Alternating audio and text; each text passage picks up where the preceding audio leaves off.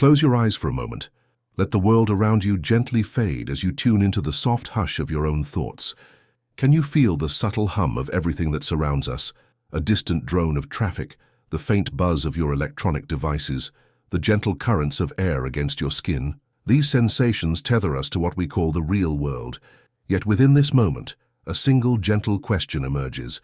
What if this reality we inhabit isn't the whole picture? What if the familiar sights, sounds, and textures that weave together our sense of existence are part of something far grander, or perhaps something entirely constructed? In myths and legends across cultures, we find stories of hidden realms, otherworldly domains lying just beneath the surface of what our eyes can see. Long before humanity discovered computers, there were tales of shadowy reflections, dream worlds, and gods orchestrating the cosmos from behind a celestial curtain. Today, with our rapid technological advancement, these ancient reflections have found new life in a compelling modern-day hypothesis. Perhaps we are living in a simulation. That is, our world might be no more real than the landscapes of our favorite video games, meticulously rendered down to every last blade of grass or swirl of mist. This notion, though it might sound like something out of science fiction, has quietly made its way into scientific, philosophical, and even casual conversations. It has captured the imaginations of thinkers all over the globe, from theoretical physicists to everyday dreamers who can't help but notice the strangeness in the everyday. Why might this idea feel so compelling? Part of the allure is that it challenges the bedrock of our assumptions. Most of us navigate our lives on the premise that reality is exactly what it appears to be.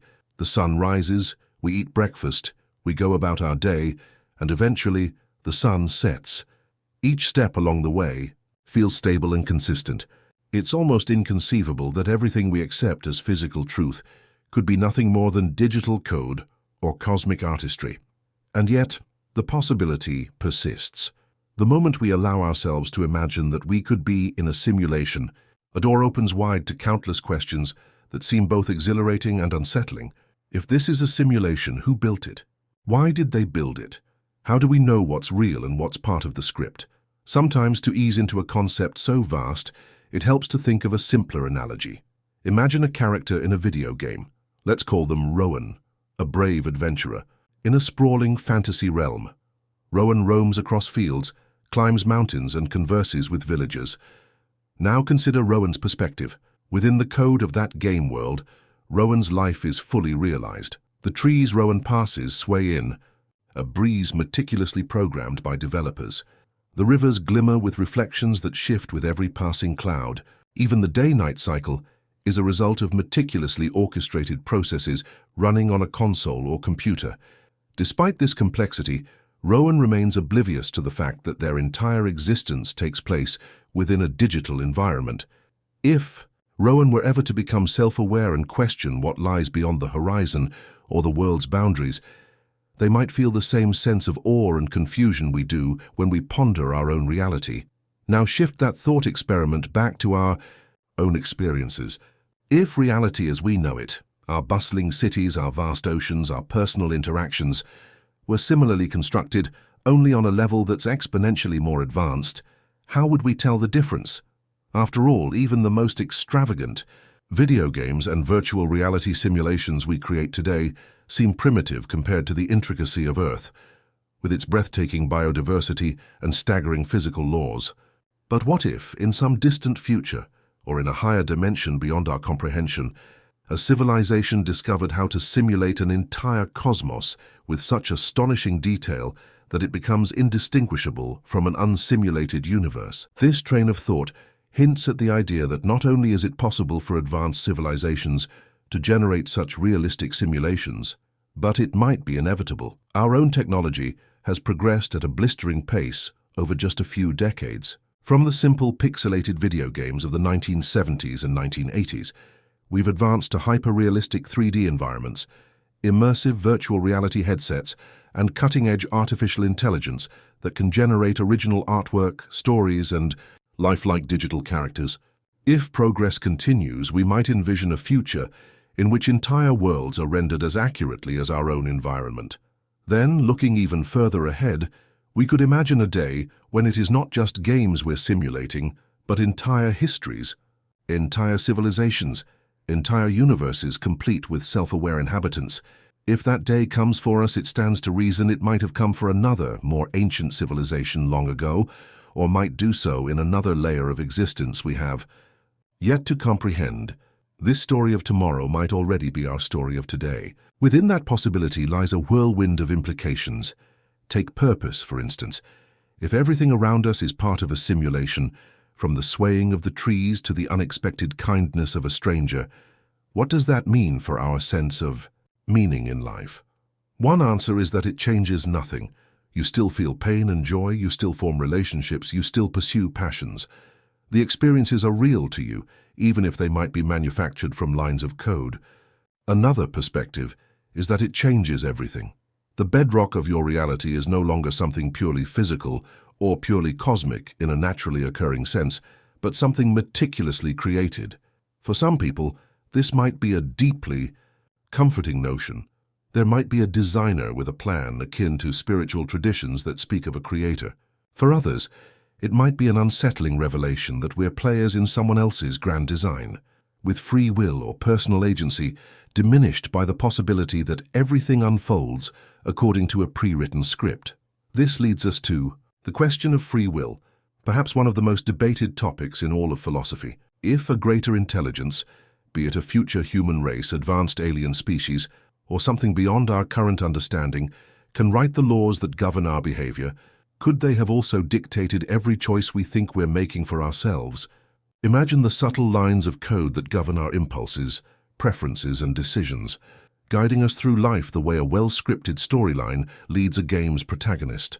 Then imagine that our consciousness is also subject to these constraints, perched on the fine edge between predetermined narrative and the illusion of decision-making. Some philosophers might argue that even if we were simulated, our experiences and, thus our choices, would still be our own, simply enacted within a specific framework. In this sense, free will would remain as genuine as it feels.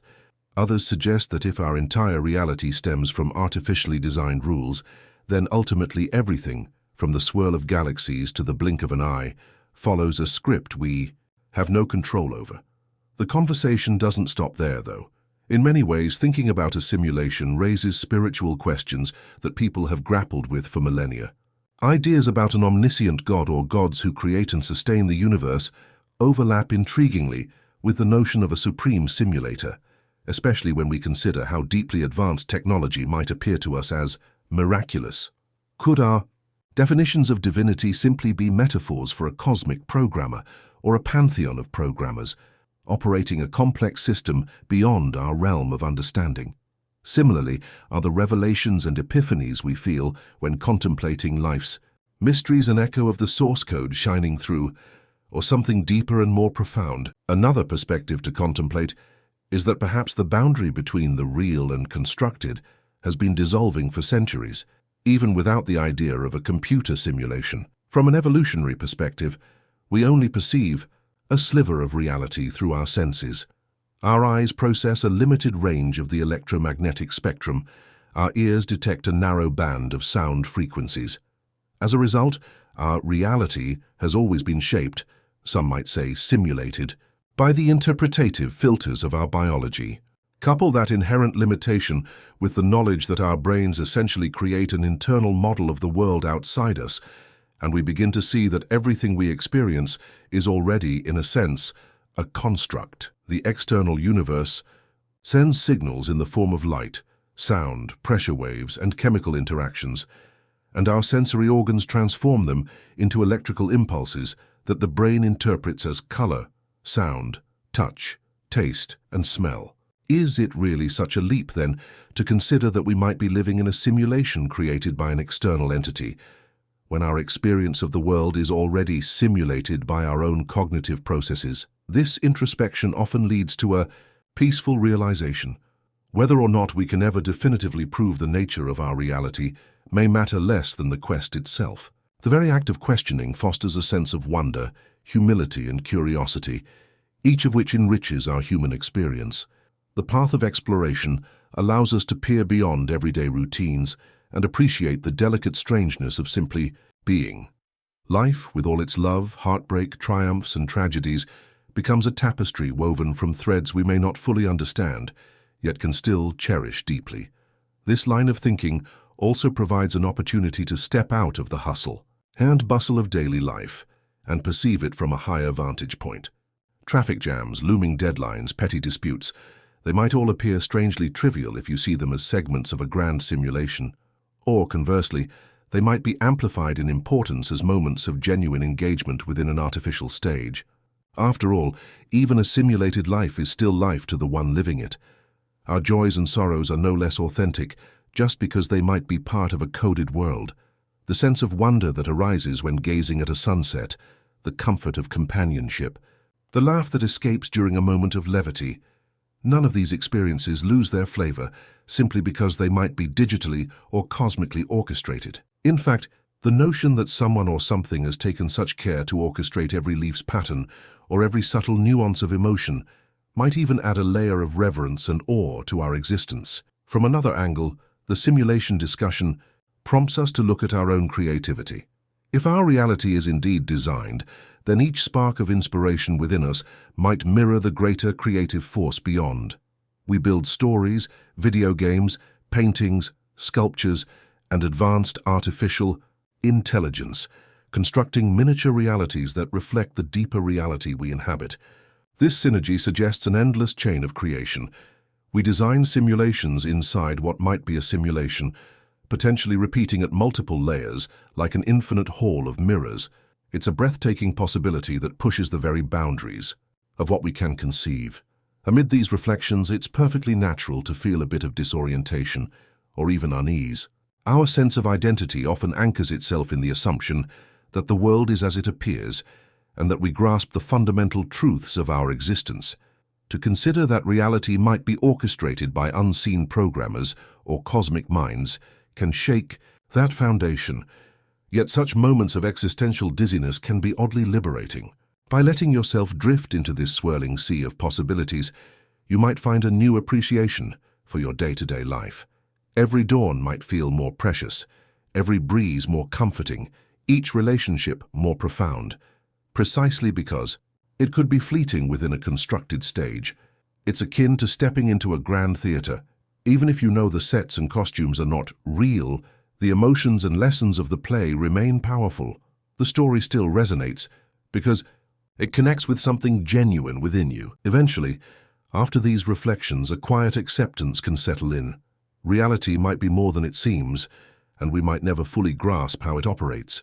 But that doesn't stop us from marveling at its beauty or cherishing our relationships and experiences. In fact, the knowledge that we might be living in a meticulously rendered universe can magnify our appreciation for the subtle details we often overlook. The delicate textures of a flower's petals, the fleeting glimmer in a loved one's eyes, the intangible warmth of a shared laugh. These tiny moments become testament to the depth and richness of life, simulated or otherwise, and so we arrive at a moment of transition in our conversation. We've gently dipped our toes into the swirling sea of the simulation idea, drawing on analogies that link our experiences to those of game characters, and exploring how advanced civilizations, or indeed unimaginable cosmic architects, might weave a tapestry of existence so intricate that it engulfs us from birth to death, never once betraying its synthetic origins. Our reflection on purpose, free will, and the boundary between real and constructed has hopefully sparked your imagination and left you feeling both contemplative and strangely at peace with the cosmic riddle before us. There is a certain serenity in acknowledging that the truth might always remain slightly out of reach. If we treat that uncertainty not as a threat, but as an invitation to wonder, to dream, to question, then it can become a source of profound tranquility. In the next segment, we will delve into the idea that truly propelled these musings into the broader cultural and scientific dialogue, the simulation hypothesis. This concept, popularized in recent decades, attempts to formalize the possibility that our reality is a programmed construct. It lays out an intriguing argument, supported by a chain of logic, that beckons us to peek behind the curtain of our everyday assumptions and confront the faint possibility that everything we touch, see, or imagine might be part of an intricate codebase Stay with me on this gentle journey through the hidden layers of our world, and let us continue exploring together, one intriguing possibility at a time. Imagine for a moment that centuries or even millennia from now, human civilization has advanced to a stage so technologically sophisticated that our descendants can bend reality to their will. They have harnessed computing power on a scale far beyond what we can currently fathom, developing systems capable of generating entire universes. Within these universes, every law of physics and subtle nuance of nature is replicated. Every simulated being is endowed with consciousness, and every fleeting moment feels as authentic as ours. This is the vision at the heart of the simulation. Hypothesis. It is a theory that has captured the minds of philosophers, scientists, and even tech visionaries, compelling us to question the nature of our own existence. Are we truly living in what we might call base reality, or is our world the product of an elaborate computer simulation? The simulation hypothesis, as it is widely known today, owes much of its contemporary popularity to philosopher Nick Bostrom, whose work in the early 2000s introduced a compelling argument for why we might be living in a simulated reality. Public figures like Elon Musk subsequently picked up on Bostrom's logic, pushing the idea into mainstream cultural dialogue. Bostrom proposed what has become a well-known trilemma, essentially positing that one of three possibilities must be true. First, that civilizations with sufficient technological capacity to run simulations either never arise or destroy themselves before achieving this capability. Second, that advanced civilizations might develop such powers but have no interest in running ancestor simulations of past societies. Or third, that we are almost certainly living within a simulation because such civilizations will create a multitude of simulated realities, and the chances of being in the one original, unsimulated reality are vanishingly small. Though it sounds like science fiction, the argument is designed to show that, under certain assumptions, the idea we are living in base reality is far less likely than one might intuitively suspect. At the core of Bostrom's argument, and others like it, is the notion that technology tends to progress exponentially, especially once a civilization masters computing. Over the past several decades, we have already seen our own technology evolve at a pace that outstrips the wildest dreams of previous generations. Our smartphones have more computing power than the systems used to send astronauts to the moon. Virtual reality, though still in its infancy, allows us to immerse ourselves in computer-generated environments that can appear strikingly realistic. These developments represent just a tiny fraction of what might be possible in the future. If humankind, or any civilization, continues on this trajectory without catastrophic setbacks, we may one day attain the ability to simulate not just smaller-scale environments, but entire worlds populated by digital beings who behave and think, much like we do. In this future scenario, it is conceivable that an advanced civilization, be it our own descendants or some distant alien intelligence, might choose to run what are sometimes called ancestor simulations. These simulations would allow them to recreate historical eras or observe how societies develop, learning about their own past or the general patterns of social evolution. The detail could be so fine-grained that every sensory experience and every moment of conscious awareness within the simulation would feel perfectly real to those living inside it. The inhabitants of that virtual environment would believe in the solidity of their world just as wholeheartedly as we do. From their vantage point, the idea of it all being a simulation would seem speculative, perhaps even outlandish, much as it might seem to many people in our own society. The logic chain that follows is disconcerting, yet intriguingly straightforward. If advanced civilizations will find it technologically possible and sociologically desirable to run many of these simulations, then the sheer number of simulated realities could far surpass the number of actual, original civilizations. Once there are millions, billions, or trillions of simulated universes stacked up against the single base reality from which they originated, the likelihood that any given conscious being finds themselves in the original universe becomes astronomically small. In other words, the odds of existing in a simulated world might be so high that it is the default assumption, rather than a mere possibility. It's an argument that can give anyone pause and has led some thinkers to view the simulation hypothesis not merely as entertaining fiction, but as a plausible scenario deserving serious academic attention. To make this concept more relatable, consider a smaller-scale analogy. We already run simulations of weather patterns, traffic flow, and ecological systems to predict outcomes or test hypotheses. These simulations are rudimentary compared to a fully immersive universe, but the principle is similar. We are using computational power to replicate real-world processes and observe how they evolve. Another parallel is found in virtual reality reenactments.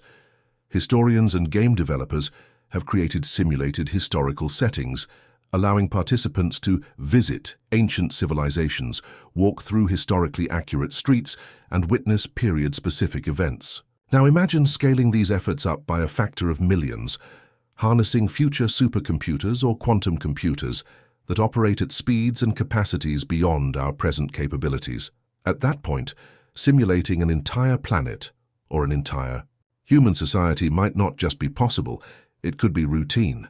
Multiply that by cosmic scales of computing power and running innumerable versions of Earth's history, or entirely different evolutionary pathways, might become as trivial to advanced beings as running a modern video game is to us today. The implications of this idea stretch far beyond the realm of technology. On the existential level, if we accept that we are living in a simulation, it raises immediate questions about how we should live our lives. One response might be to argue that it changes nothing. Daily life unfolds just the same. Work, relationships, passions, and struggles continue to shape our reality. Emotional bonds remain meaningful, and the experiences we collect are no less profound. In fact, for many people who take the simulation hypothesis seriously, the notion does not strip away the purpose or richness of life. Rather, it adds another layer of mystery that can deepen our sense of wonder and gratitude. After all, simulated or not, we still experience love, beauty, and the thrill of discovery. We can still appreciate a sunrise, laugh with friends, and yearn for meaningful accomplishments. On the other hand, there are those who feel that acknowledging the possibility of a simulated existence undermines the gravity of our moral and philosophical pursuits. If everything is programmed, then what weight do our decisions truly carry? Are they simply following a deterministic script decided by the simulation's creators? And if so, does that make us powerless to shape our own destinies? Such concerns echo classic debates about free will and determinism, but take on new depth. In the context of advanced technology, some argue that even in a programmed universe, we can possess a sort of simulated free will, a real enough sense of autonomy within the rules of the game. Others suggest that if we are software, then any moral or existential conclusions we reach are simply byproducts of code, no more profound than the processes that unfold inside any complex system. This latter point can be alarming, pushing us to question the entire basis of ethics, spirituality, and personal identity. Another angle on the simulation hypothesis is the spiritual dimension. Since time immemorial, humans have wondered if there is a higher power or an ultimate creator. Various religious and philosophical traditions center around the belief in an omnipotent being who designs and sustains the universe. The simulation hypothesis intersects with these ideas in a surprisingly direct way. If the universe is indeed an artifact of an unimaginably advanced intelligence, then that intelligence can be seen as a creator or an architect, to borrow terminology from popular culture like The Matrix. From this perspective, the simulation's programmers or engineers could fulfill the role that deities occupy in many religious narratives. Some individuals reconcile their spiritual beliefs with the simulation hypothesis, viewing it as a modern scientific framework for understanding the ancient notion of a cosmos brought forth by a creator's will. Within the scientific community, opinions on the simulation hypothesis vary. Certain physicists and philosophers point out that it is an unfalsifiable claim, which means there may be no definitive experiment to prove or disprove the hypothesis. If a simulation is well crafted, any anomalies or glitches in the fabric of reality could be explained away or patched up by the simulators without our knowledge. In that sense, the theory might perpetually remain in the realm of speculation. Yet there are curious observations in physics that some people like to interpret as hints of underlying code. One example is the discovery that our physical laws, when examined at the deepest levels, sometimes exhibit discrete or quantized properties. Some have likened this to the resolution limits of a virtual environment, though many scientists caution that such parallels may be more metaphorical than conclusive evidence of a programmed reality. Despite the uncertainties, the conversation sparked by the simulation hypothesis serves as a powerful philosophical catalyst. It compels us to look at our day-to-day existence with fresh eyes, noticing how dependent we are on trust in our sensory perceptions. It encourages us to reflect on how our civilization's technological aspirations could eventually blur the lines between simulated worlds and real ones. And it invites us to contemplate our place in the cosmos with a renewed sense of humility. If we are but one of countless simulations, or if in the future we become the creators of countless simulated universes, then the categories of real and unreal might be more permeable than we ever imagined. We can also derive from this hypothesis a sense of responsibility. If our descendants or advanced beings beyond Earth are able to create simulations, what moral or ethical guidelines should apply?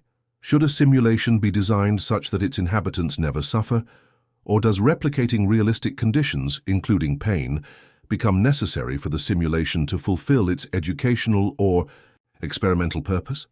And what if we ourselves become the creators someday, forging digital worlds inhabited by conscious entities who feel as alive and self-directed as we do now? This question is not purely academic, given the strides in artificial intelligence and virtual reality we are already making. It may be that in the not-so-distant future, we'll grapple with the ethics of creating AI-driven life forms that exist in environments we shape and control. As you reflect on these questions, notice how even within the context of an unproven hypothesis, your own sense of awareness and agency persists. Whether our consciousness arises from the neurons in our biological brains or from code in a vast computational system, the immediate experience of being alive remains a profound mystery. The simulation hypothesis does not necessarily solve that mystery. In some ways, it enlarges it, suggesting that layers of reality might be nested like Russian dolls, each one containing living beings who wonder about the truth of their existence. This can be a powerful contemplation, stirring both awe and humility in equal measure. Ultimately, the simulation hypothesis stands as a testament to humanity's ingenuity and curiosity. It merges cutting-edge technology with timeless existential questions, bridging the gap between science fiction and theoretical science, between religious wonder and philosophical skepticism. Whether one embraces it, rejects it, or merely entertains it as a fascinating possibility, the idea that we live in a computer simulation forces us to confront the limitations of our knowledge. It prompts us to reevaluate what we typically accept as real and how we define the nature of consciousness. In doing so, it invites us into an expansive mental space where the boundaries between the possible and the impossible are forever shifting. Yet, for many, the simulation hypothesis offers a strangely comforting perspective. If advanced creators simulated our world, perhaps they did so for a purpose, whether it be exploration, research, or even artistic expression on a cosmic scale.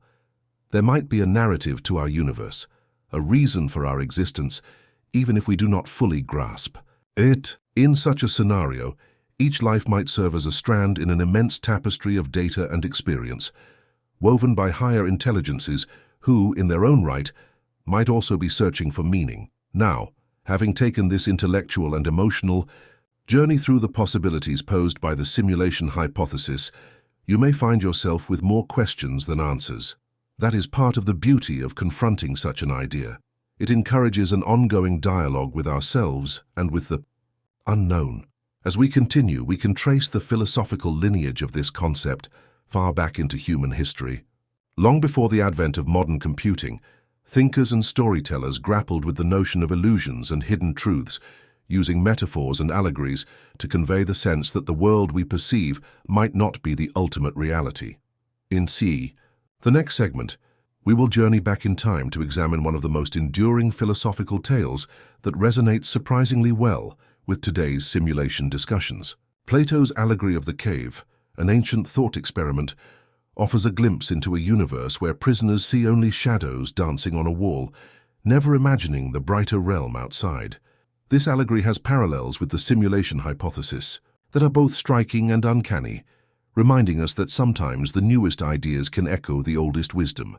Let us step away from our modern computational lens for a moment and immerse ourselves in a story that has spanned millennia, challenging minds to open and question the nature of the reality they see.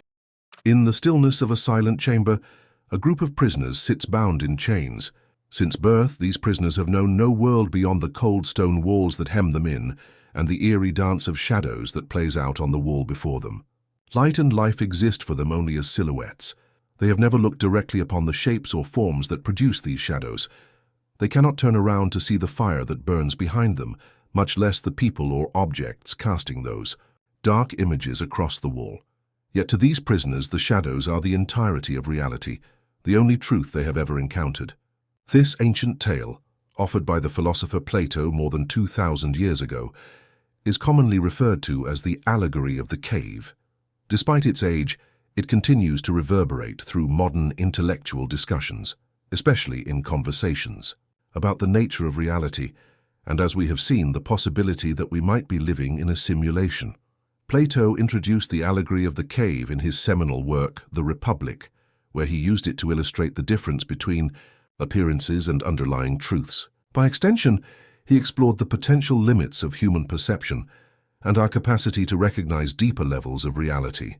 Although the language of virtual worlds and computer simulations was far beyond Plato's time, the conceptual link between his allegory and our present-day fascination with simulated reality remains striking. In the same way that the prisoners are confined to a world of shadows, unable to fathom anything more expansive, we too might be bound by certain constraints, whether they be the limits of our senses or the hypothetical parameters of a simulated environment. To understand the power of the allegory of the cave, picture a narrow underground enclosure or cavern. Within it, prisoners have been chained in such a way that they face only one direction, toward the cave wall. Behind them stands a large fire. Between the fire and the prisoners, there is a walkway along which objects and, in some interpretations, puppet-like figures are moved or carried by other people. These objects cast shadows on the wall, and the echoes of the movement or the voices of the people behind them resonate within the cave. Because the prisoners have never seen anything else, they naturally assume that these shadows are all there is. The flickering shapes become their entire universe, and the subdued echoes supply the only audio track to their lives. In Plato's telling, these prisoners even go so far as to name the shadows, believing them to be the true forms of beings and objects. They discuss these shadows with each other, analyze their movements, and develop a kind of shared understanding or science of shadow behavior.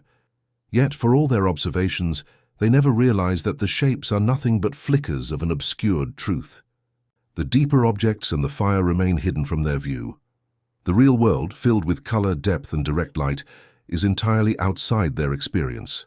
In other words, they are trapped in a curated partial version of reality and have no immediate reason to doubt its completeness. Perhaps the most evocative part of the allegory is what happens if one prisoner is freed from his chains. Imagine that against all odds, this prisoner somehow breaks the shackles or is led away from the cave wall. The first response is likely intense discomfort. The bright glow of the fire would sting his eyes, which have only ever adapted to the dimness of the cave. The familiar shapes on the wall would suddenly look distorted or meaningless once the prisoner sees them in relation to the actual objects and people casting the shadows. Confusion would grip him, not just physically but psychologically, as his entire worldview is uprooted in mere moments. If he continues onward, perhaps guided by a new sense of curiosity or forced by a benevolent teacher, he would ascend from the cave, eventually emerging into the world above. Here the sunlight would be blinding. Initially, the freed prisoner might only be able to make out vague outlines or reflections in water. Over time, his vision would adjust, and he would see living trees, flowing rivers, and finally, the brilliance of the sun itself. This new perspective would open his eyes to realities he never imagined. The wind, the crispness of unfiltered daylight, the feel of grass underfoot, all of it would be more vivid and real than any shadow on a wall could ever be.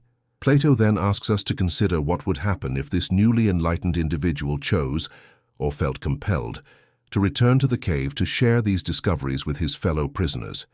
He would re-enter the darkness, still partially, blinded by the sun's afterglow, and might stumble or seem disoriented. The prisoners who never left would notice his confusion and might interpret his vivid stories of an outer world as delusions. After all, they have no reference point for what the freed prisoner is describing. Their entire experience of reality is contained within those shadowy flickers. Consequently, they might not only disbelieve him, but regard him with hostility. They might say, "Look, the light out there made him blind. Surely it's harmful. Stay away from such nonsense." Plato even implies they might take violent action, defending the only reality they have ever known. At its core, the allegory of the cave wrestles with humanity's relationship to truth, ignorance, and enlightenment. Plato uses the cave to show how we can be so convinced by the appearances we see that we don't question whether there's another dimension to reality. He highlights how challenging it is to question fundamental assumptions once we've built our worldview upon them. Even when confronted with evidence of deeper truths, our reflex can be to cling to the familiar, often out of fear or simple habit.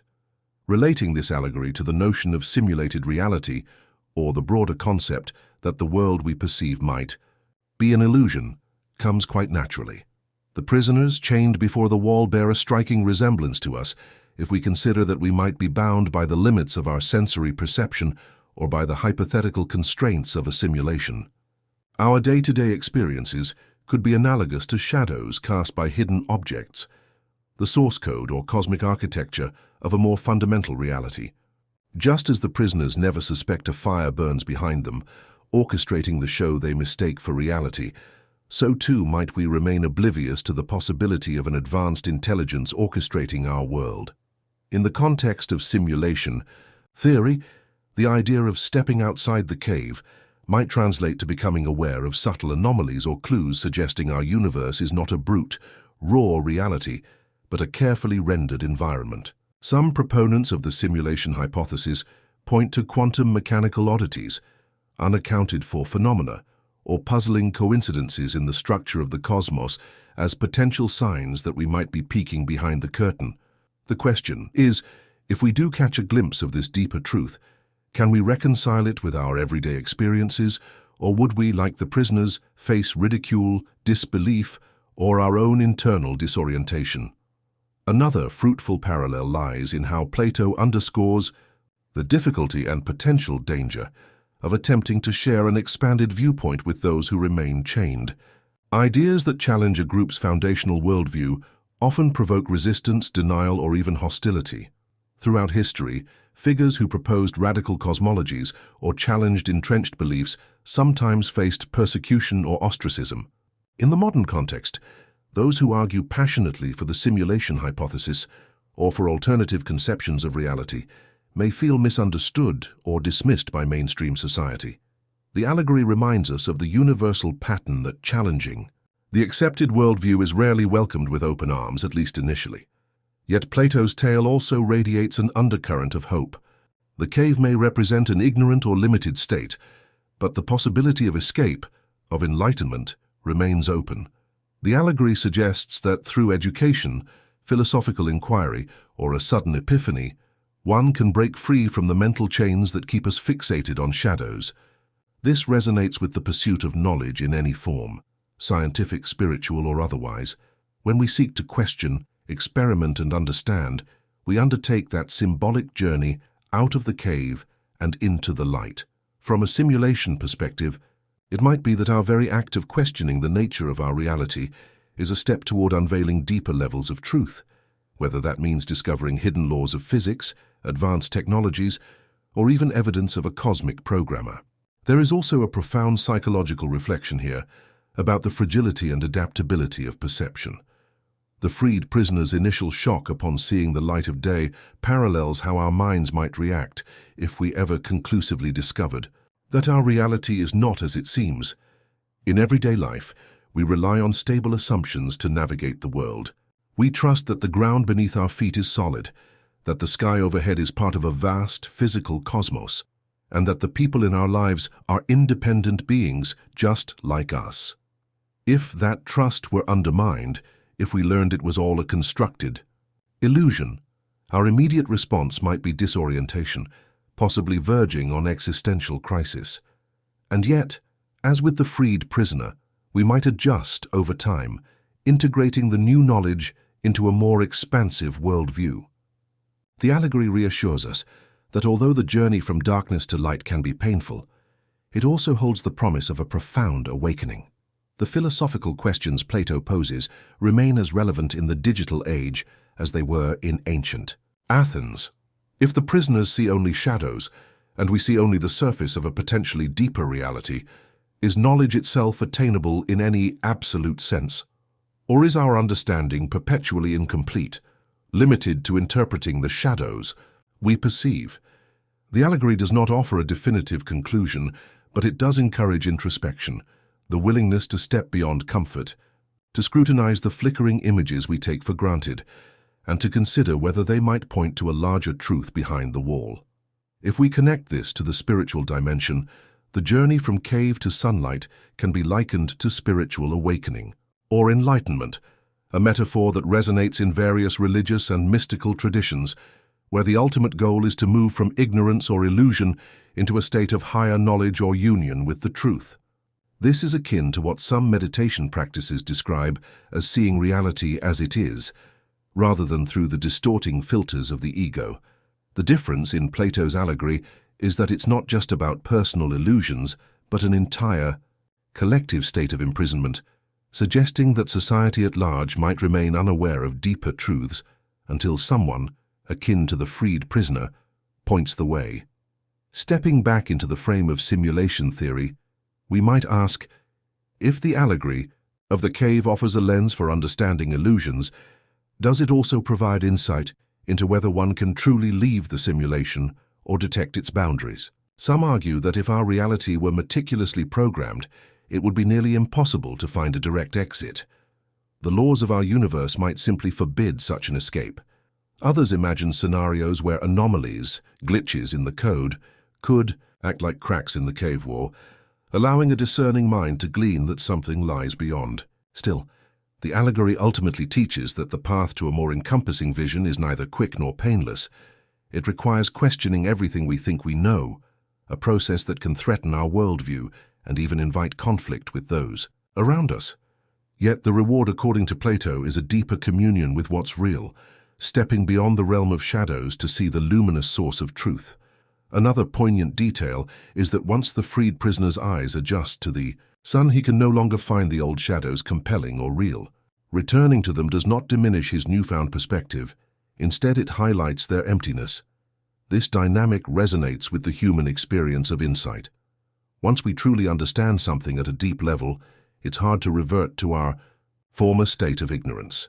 This principle applies whether one learns a new scientific truth, undergoes a major personal revelation, or entertains a radical worldview shift like the simulation hypothesis. Knowledge can transform our perspective so thoroughly that we can never quite see life the same way again. It's also worth noting that Plato's allegory goes beyond mere epistemology. It carries ethical and moral weight. The freed prisoner, enlightened by the world outside, may feel a responsibility to share the truth with those still chained. This sense of duty parallels the urge that some people feel to disseminate new ideas that challenge mainstream beliefs, whether it's a scientist championing a controversial hypothesis, an activist crusading for social reform, or a philosopher urging us to question the nature of reality. In each case, the path to sharing revelation is fraught with obstacles, misunderstandings, and at times outright hostility. Yet the allegory suggests that the pursuit and dissemination of truth is a noble, if often painful, endeavor.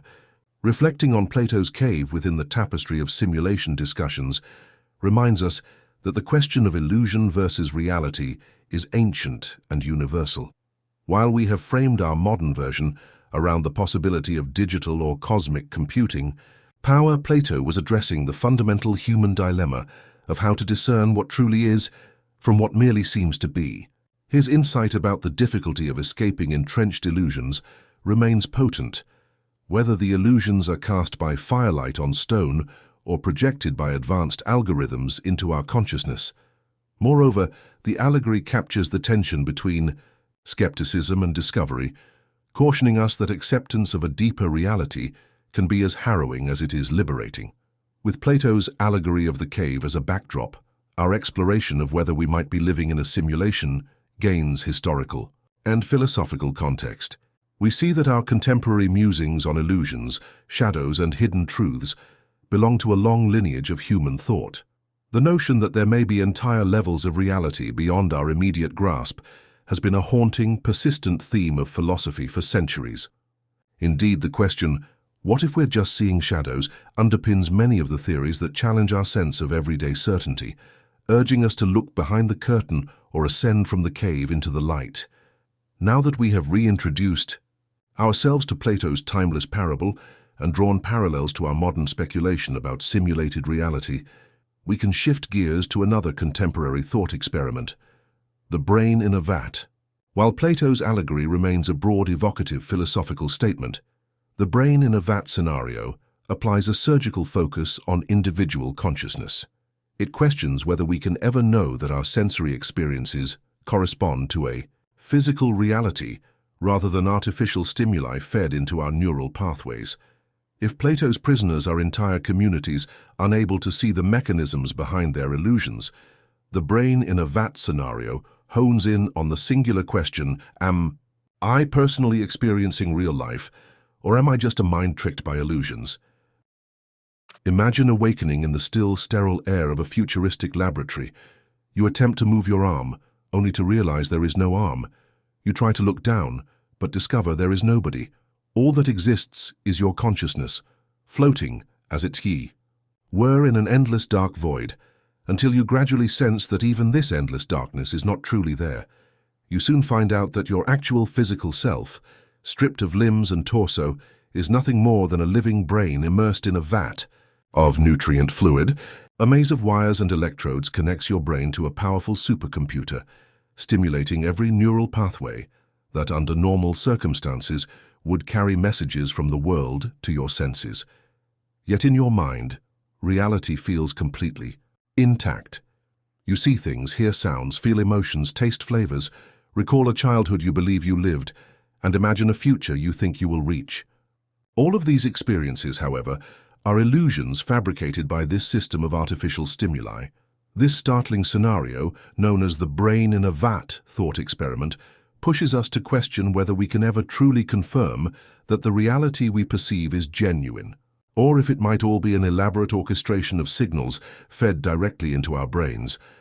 Although it sounds distinctly modern, the lineage of this concept stretches back through centuries of philosophical inquiry. We can trace its roots to René Descartes, the 17th century philosopher, who posited the idea of an evil demon capable of deceiving the mind at every turn. For Descartes, the possibility that such a demon could fabricate an entire world of false sensory impressions led him to the foundational statement, cogito ergo sum, or I think therefore I am. By this logic, Descartes reasoned that the one thing he could not doubt was the existence of the doubting self. Yet everything else, every external object, every memory, every physical law, remained subject to potential doubt, for all might be illusions conjured by a nefarious supernatural entity. In our technologically driven world, philosophers replaced the evil demon with a more contemporary notion, a supercomputer or scientific apparatus that can feed synthetic stimuli into a disembodied brain. The shift from demon to computer underscores our cultural moment, one in which advanced technology seems more likely than mystical forces to manipulate our experiences. Yet the core philosophical dilemma remains. How can we be certain that anything outside our own consciousness is real if our senses can be so thoroughly duped? The brain in a vat scenario strips this question down to its most bare essentials. It does not rely on illusions broadcast in a broader environment or illusions cast upon a group. Instead, it isolates a single individual, just a brain, floating in fluid, and demonstrates how easily an entire life's worth of experiences could be fabricated. This radical skepticism veers close to solipsism, the view that only the self is truly known to exist, and everything else might be an invention of the mind. In the brain in a vat version, however, The invention is not purely mental. It is orchestrated by some external agent, be it a scientist, an artificial intelligence, or an entity with the resources to run a complex system of illusions. This raises an immediate question about how we validate our knowledge of the external world. If all our sensory data, from the sight of a sunrise to the smell of wet grass, can be replaced by artificially generated signals, what test could we possibly devise to prove our perceptions are anchored in an actual physical reality? Typically, we rely on shared experiences or scientific instruments to confirm truths. We trust that if multiple individuals observe the same event under controlled conditions, the event's reality is confirmed. But if each of those individuals were also just brains in vats, and their sense impressions were carefully synchronized by the supercomputer, they would all report identical observations, even though no event took place in a physical sense. The instruments themselves could also be illusions, their readouts pre-programmed to yield consistent data. Thus, the usual markers of certainty, consistency, predictability, intersubjective verification might be completely simulated in the VAT scenario. Every attempt at proof could itself be part of the illusion. This leads to a profound epistemological crisis, the recognition that under certain circumstances, we cannot decisively rule out the possibility that our entire perceptual world is generated by forces unknown to us. It challenges the bedrock of empiricism, the philosophical stance that knowledge arises from sensory experience. If our senses can be systematically deceived, the reliability of empirical knowledge becomes suspect.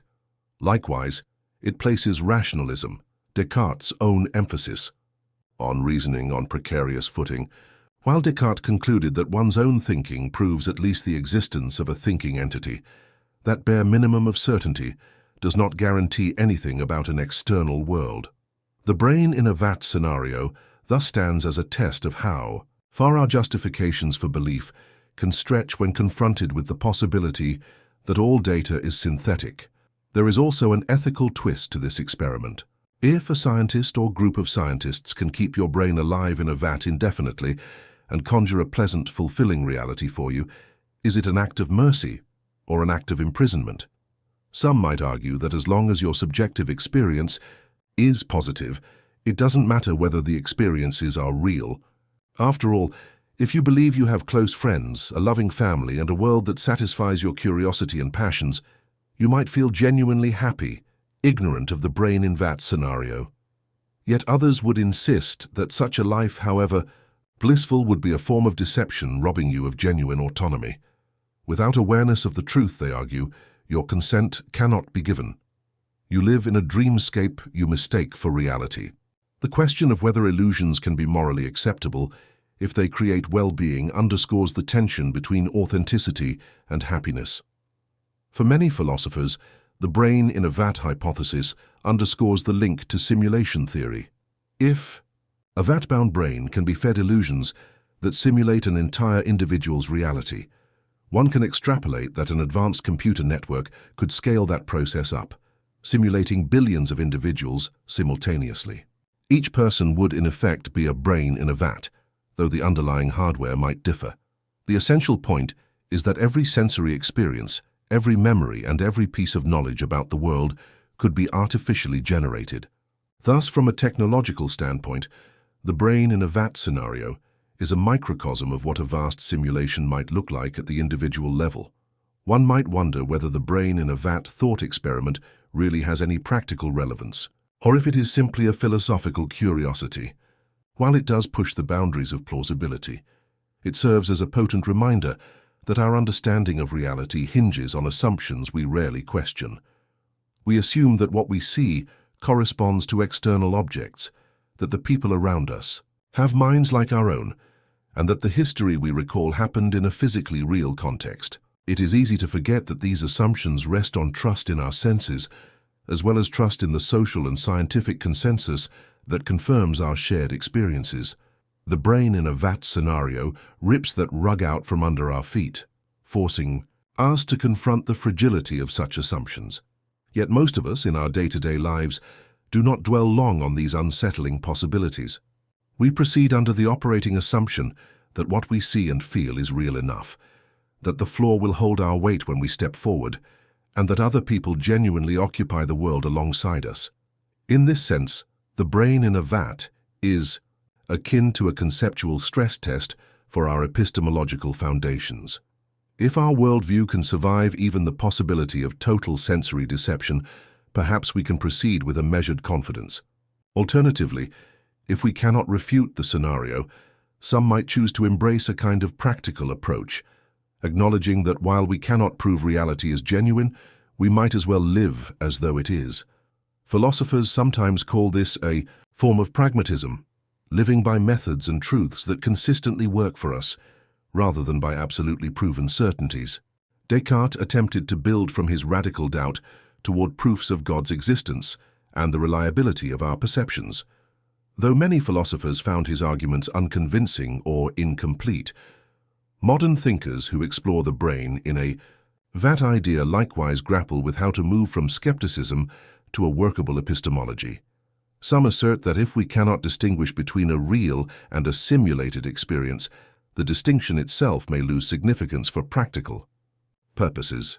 In other words, as long as the illusions are consistent and robust, they function like reality. This idea echoes the stance of certain simulation hypothesis advocates who argue that if our universe is indistinguishable from a non-simulated one, we might as well treat it as real for all intents and purposes. However, that line of reasoning can feel unsatisfying if one values metaphysical truth, that is, knowledge of how things truly are, beyond any illusions. It may also be unsettling to think of living in a reality that is good enough to pass for genuine. If the brain in a vat scenario were ever revealed to be true for you personally, would you find solace in the notion that it felt real? Or would the betrayal of your fundamental assumptions be too great to bear? The question remains open-ended, tapping into our deepest fears about autonomy, authenticity, and the ultimate nature of existence. In popular culture, elements of this dilemma appear in science fiction stories, where characters learn that their environment is a construct. Sometimes the narrative highlights how those inside the simulation or dreamlike world struggle with the choice between comfortable illusion and harsh truth.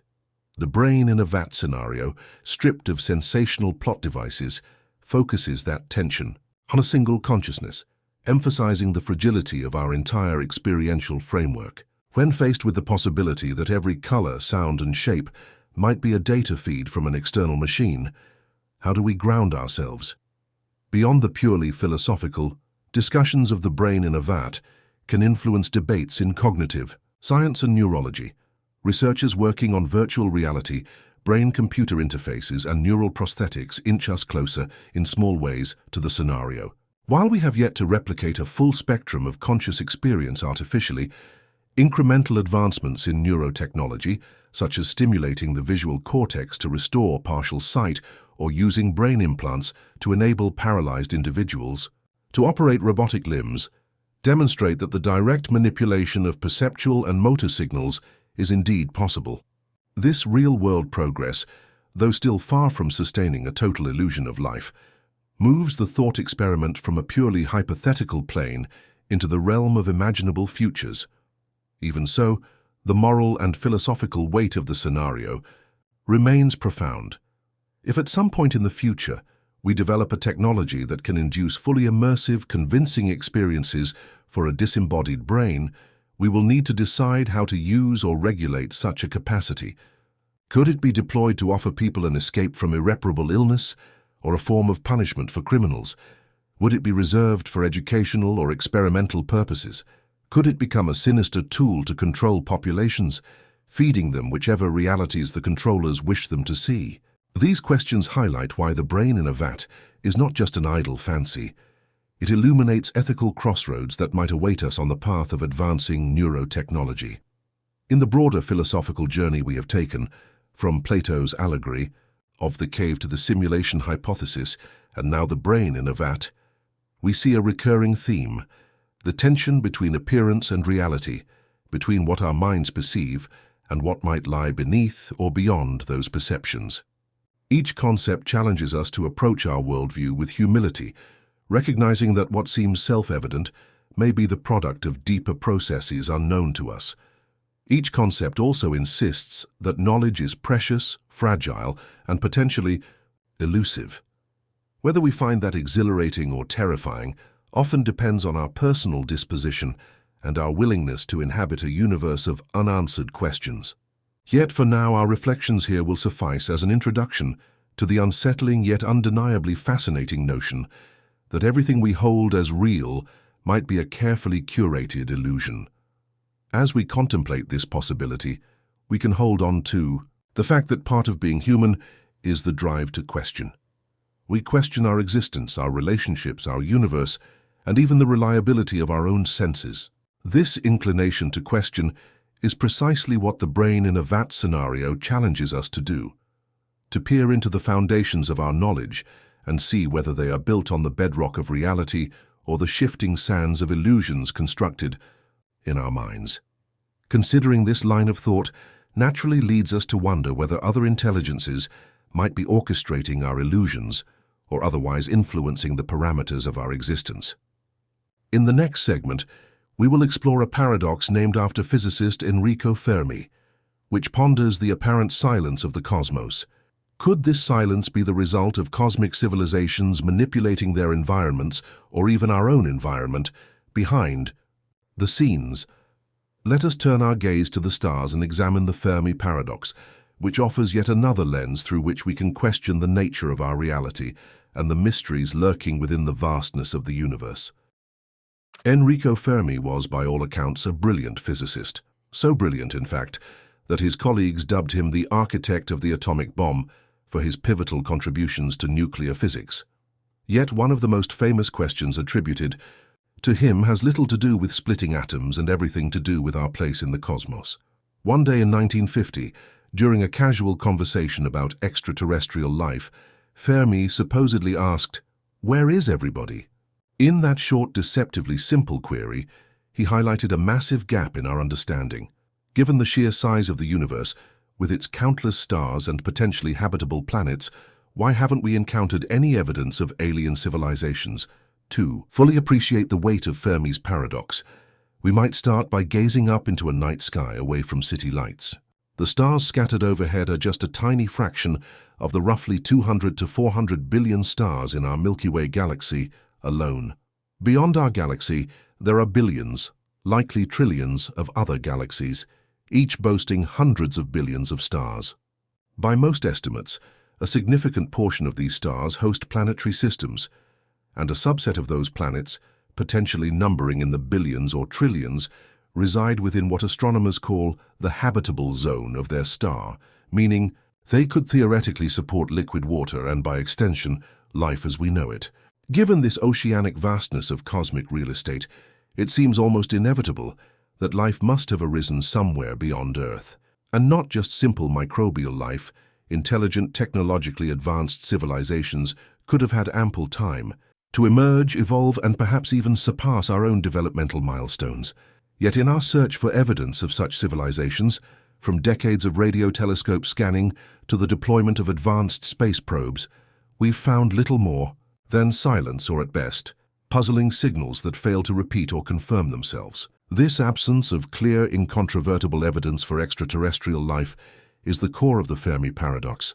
If the universe is so old and so vast, and if life has had so many opportunities to flourish, why is it that we still haven't stumbled upon unambiguous signs of alien intelligence? Where is everybody?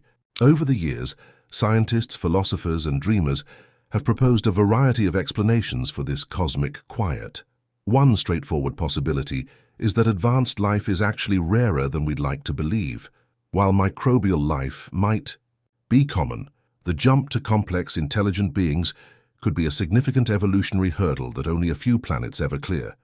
Another idea is that civilizations do arise but inevitably self-destruct, a cautionary tale where nuclear war, ecological collapse, or some unforeseen threat ends their tenure before they can broadcast or travel widely. Still others suggest that alien civilizations might be there, but they're either uninterested in us or have advanced to a level of technology and cultural expression that renders them effectively invisible to our comparatively primitive detection methods. A particularly intriguing subset of explanations ties directly to the themes we've been exploring about reality, simulation, and what it all might mean. Could it be that advanced beings, rather than spreading physically across the galaxy and leaving telltale footprints, have turned inward, devoting their energies to digital or virtual explorations of reality? Some scientists and futurists propose that once civilizations reach a certain stage, they may find it more rewarding, more efficient, or simply more entertaining to create simulated universes than to embark on the uncertain and resource-intensive project of traveling light years to colonize new worlds. With that perspective, entire galaxies might be populated by consciousnesses that have chosen a virtual existence rather than a physical expansion. We might be looking outward for signs of advanced civilizations, while they, in turn, are content to delve ever deeper into realities of their own making. This line of thinking dovetails with the notion that if advanced extraterrestrial life truly invests in simulation technology, we on Earth might be living inside one such creation. From that vantage point, the Fermi paradox could be explained by a simple design choice. The developers of our simulation decided to populate our observable universe with only one intelligent species, us. Maybe they wanted to focus on a specific storyline or set of historical and evolutionary conditions without the complicating factor of alien visitors. Think of a video game that centers on a single protagonist or a small group of characters. While it might be possible to code in myriad other intelligent species, the game designers may have chosen not to do so. If our reality is similarly curated, that might explain the deafening silence whenever we scan the skies for extraterrestrial intelligence. Alternatively, the Fermi paradox could be addressed by hypothesizing that other civilizations do exist, but they are either outside our rendering zone or intentionally hidden from view. In modern video games, developers often conserve computing resources by only rendering what the player actively sees. The moment you turn your character around, the game engine might stop rendering the scenery behind you or reduce its detail. If this principle holds true in a cosmic simulation, the only part of the universe that needs to be rendered in high fidelity is the region we humans can observe. Beyond that boundary, the rest may be placeholders, waiting to be rendered if and when we extend our observational reach. This viewpoint raises existential wonders. Are we alone, not in the literal sense, but by choice of whomever, or whatever, orchestrates the simulation? Could it be that the messages or signals we hope to detect are either blocked or never created because the script of our cosmic story calls for humankind to grapple with isolation until we reach a certain developmental milestone? Or might the signals exist in forms we simply cannot perceive or decode? The potential layers of complexity are vast, and each hypothetical answer stirs a new round of questions. Even if one puts aside the simulation angle, grappling with the Fermi paradox can evoke a profound sense of humility and awe. We stand on a rocky planet orbiting an average star in the spiral arm of an average galaxy, searching for voices in the cosmic darkness. The paradox reveals just how uncertain we are about the processes that govern life's origins, evolution, and potential expansion across space. One might argue that our ignorance has a certain beauty. The universe retains an air of mystique and grandeur that fosters creativity and wonder. Another perspective sees this ignorance as a clarion call to invest more resources in exploration, from sophisticated telescopes to interstellar probes, in hopes of one day resolving the mystery. On the flip side, the paradox also confronts us with more unsettling possibilities.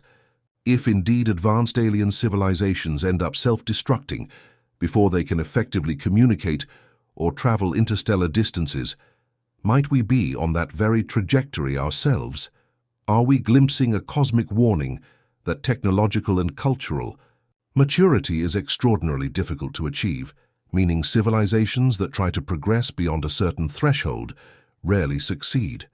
The Fermi paradox here becomes less a question of where is everybody, and more a grim reflection on how ephemeral the window of advanced civilization might be in a vast and ancient cosmos. Another line of speculation suggests that alien cultures might have transcended the need for physical signals entirely. If, at a certain stage, a civilization merges with artificial intelligence or masters quantum phenomena, The notion of broadcasting signals via electromagnetic waves might seem primitive. They might communicate through dimensions or quantum entanglement networks beyond our detection capabilities, existing in forms of pure energy or some hybrid of biology and technology that is essentially invisible to our current instruments. If that is the case, the silence we hear is more a testament to the limitations of our method of listening than an indication of true emptiness in the galactic neighborhood. From a spiritual or existential angle, the Fermi paradox can lead to deep introspection. The question, "Are we alone?" resonates with ancient human longings for companionship, meaning, and cosmic kinship. Many religious traditions hold that humanity occupies a special place in the universe. The paradox can either reinforce or challenge such beliefs. If we indeed find no one else, some might interpret that as evidence of our unique position in creation. Others might see it as reason to doubt that the cosmos was designed with life in mind, or to suspect that the real story lies behind a grand collusion, as simulation theory suggests. Still, we should not overlook the practical side of this paradox. Astronomers and astrobiologists are actively seeking to resolve it. Projects like SETI, Search for Extraterrestrial Intelligence, scan the skies for artificial radio signals. Space telescopes like the James Webb peer across interstellar space, analyzing the atmospheres of exoplanets for signatures that might indicate biology. Scientists debate biosignatures and technosignatures, looking for anomalies that deviate from natural processes, perhaps an atmosphere replete with industrial pollutants or other telltale markers of technological civilization. Each new discovery of an exoplanet in the habitable zone of its star adds to the sense of possibility, and each year that passes without conclusive evidence of extraterrestrial intelligence intensifies the paradox. Yet for all our efforts, the question that burned in Fermi's mind endures. Perhaps the conflict arises from our limited perspective on cosmic timescales. Humanity's presence on Earth is but a blink in geological or astronomical terms, and our capacity to detect and communicate beyond our planet is even more recent, mere decades of serious radio astronomy. The lifespans of civilizations, if they exist across the galaxy, might not overlap with ours. Maybe signals from an ancient, flourishing culture soared through space millions of years before humans even evolved, and we arrived too late to witness it. Alternatively, new civilizations might blossom long after our sun has expanded into a red giant and consumed our world. In either case, the cosmic timeline might simply be too broad for convenient intersections. Bringing the conversation back to the simulation viewpoint, one intriguing possibility is that part of the plot in our cosmos is precisely this ongoing ambiguity, the tension between the seeming abundance of worlds suitable for life and the eerie quiet that meets our attempts to make contact. If we are participants in a carefully crafted experience, maybe the absence of alien neighbors is what propels us to explore, to wonder, and to create narratives that drive technological and societal evolution.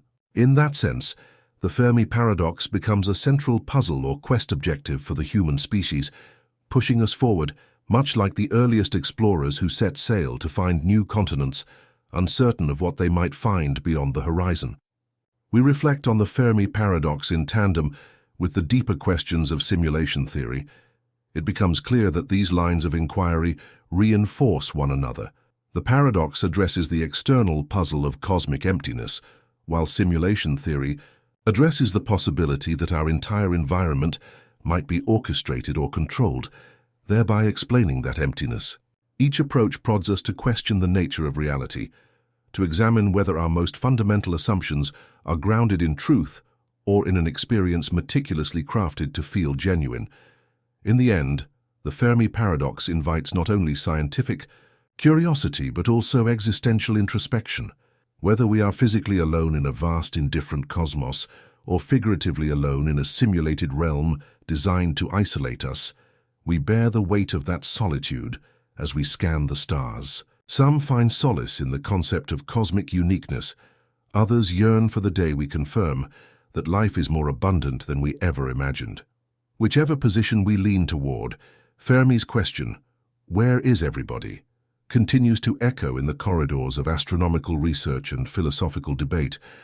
reminding us that the universe may still hold secrets so profound that we have yet to conceive how to unravel them. Now that we've journeyed through the eerie silence of the cosmos and weighed the possibility that advanced civilizations might be either intentionally absent or existing outside our perceptual frame, our curiosity turns inward. Sometimes the biggest hints about our reality do not come from sweeping cosmic scales, but from the tiniest corners of the universe. Quantum mechanics, with its peculiar observer effect and strange entanglement phenomena, has long tantalized physicists and philosophers alike with suggestions that our reality might be more malleable or dependent on observation than classical intuitions would allow. So let us turn to that quantum realm, where the act of measuring a particle can shape its existence, and see how that might connect to our growing tapestry of simulation theories and questions about what is truly real. The human mind has long been captivated by the idea of peering into the tiniest building blocks of nature, trying to decipher the fundamental rules that govern reality. In the early 20th century, physicists embarked on a journey that would upend classical assumptions about how the world works. Their destination was the subatomic realm, a space so minuscule that the usual rules of Newtonian mechanics simply did not apply. What emerged from their experiments was a radically new framework, quantum mechanics, which seemed to suggest that particles behave in startling ways when measured or observed. This phenomenon, often referred to as the observer effect, has ignited endless discussions in science and philosophy. It raises profound questions about the very nature of reality and, intriguingly, dovetails with the idea that we might be living in a simulation. At first glance, quantum mechanics might seem so abstract as to be irrelevant to everyday life. Most of us do not spend our days watching electrons flit about, nor do we notice photons interfering with themselves. Yet the principles discovered in these experiments shape our understanding of everything from atoms to stars. One of the most famous experiments demonstrating the peculiarities of the quantum world is the double-slit experiment. In its simplest form, this involves shining a light or sending individual particles such as electrons at a barrier with two narrow openings. Beyond the barrier is a screen to detect where these particles land. Classically, one might expect that if particles are indeed tiny billiard balls, they would pass through one slit or the other and form two distinct clusters on the detecting screen, but that is not what happens. Instead, they produce a pattern of bright and dark fringes, an interference pattern, indicating that the particles somehow behave like waves and go through both slits simultaneously, interfering with themselves. The most confounding twist comes when researchers introduce a way to measure which slit each particle goes through. As soon as they observe or detect the path, the interference pattern collapses, and the particles behave like ordinary bullets going through one slit or the other. The mere act of measuring, of observing, changes the outcome. This is often described, in simplified language, as the observer affecting the observed. In truth, physicists debate the deeper meaning of these results, with various interpretations suggesting that the wave function collapses upon measurement or that multiple universes branch off with each possible outcome. Nevertheless, the result is consistent. An interference pattern arises when the path is unknown, but once we try to gain definite knowledge of that path, the pattern dissolves into something more classical and expected. In the context of simulation theory, this intriguing fact of quantum mechanics has been compared to how certain video games optimize graphics. In many virtual environments, only the area that the player's avatar is looking at is rendered in high resolution, while distant or off-screen regions are rendered at lower detail or not rendered at all. This saves computing power. Translating that idea to the real world, one might wonder, what if our universe also optimizes resources, only becoming fully real when observed and existing merely as a range of probabilities when unobserved? This speculation draws on the fact that subatomic particles do not settle into a definite state until a measurement takes place. If a cosmic simulator is at work, perhaps it finds it most efficient to refrain from rendering every detail until consciousness takes notice. This notion might sound fantastical, but it parallels some of the more metaphysical strains of quantum interpretation, which propose that consciousness plays a key role in collapsing the wave function. Not all physicists agree with that interpretation. Many see it as an unnecessary leap, preferring purely materialist explanations. Yet the puzzle remains. The quantum world behaves differently when we set up experiments to gain information about its behavior. Could that be evidence of a deeper reality that is hidden until probed? In a simulation context, it can be framed as the system's response to an input. Whenever we direct our measuring instruments at a subatomic phenomenon, the simulation's code must decide on a definite outcome. Some thinkers have linked this to older philosophical ideas about the role of perception in defining reality. Bishop George Berkeley, writing centuries before quantum theory, famously asserted, "To be is to be perceived," suggesting that reality, as we experience it, depends on minds perceiving it. Today, quantum mechanical experiments bring a scientific lens to that philosophical stance. Instead of angels or intangible souls, we speak of measuring devices and wave functions, but the essence remains. Something about the act of observation flips the switch from potentiality to actuality. And if we entertain the simulation hypothesis, the entire cosmos could be structured to behave in this fashion, dynamically presenting outcomes whenever an observer makes an inquiry. The implications of this view are vast. For one, it recasts the universe not as a static stage with props that exist, whether or not anyone is looking, but as an interactive process that responds to observation. It is reminiscent of multiplayer online role-playing games, where a sprawling digital world seems to exist continuously, yet the server only generates detailed environments and character models when players' avatars move into that region of the map. So too might our reality be a render-on-demand system, economizing cosmic computing resources by resolving quantum states only when necessary. If true, it suggests that unobserved corners of the universe remain in a kind of suspended ambiguity, waiting for consciousness to bring them into sharper definition. This perspective begs the question, what exactly counts as an observer? Does a cat, a bacterium, or a machine capable of measurement qualify? Or must the observer be a conscious human mind? Different interpretations of quantum mechanics grapple with this question. Some argue that any interaction with the environment, a AI, measuring device, a photon, or any sort of decoherence mechanism, constitutes an observation, while others insist that genuine conscious awareness is necessary for the wave function to collapse. Simulation theorists might align with either position, depending on whether they think the cosmic simulator only responds to conscious queries, or if all forms of data collection trigger the rendering process. In either case, the line between real and potential becomes blurred. This phenomenon has given rise to a wide range of philosophical and spiritual reflections. On one hand, certain mystically inclined thinkers see the quantum observer effect as validation of ancient teachings that reality and consciousness are intertwined.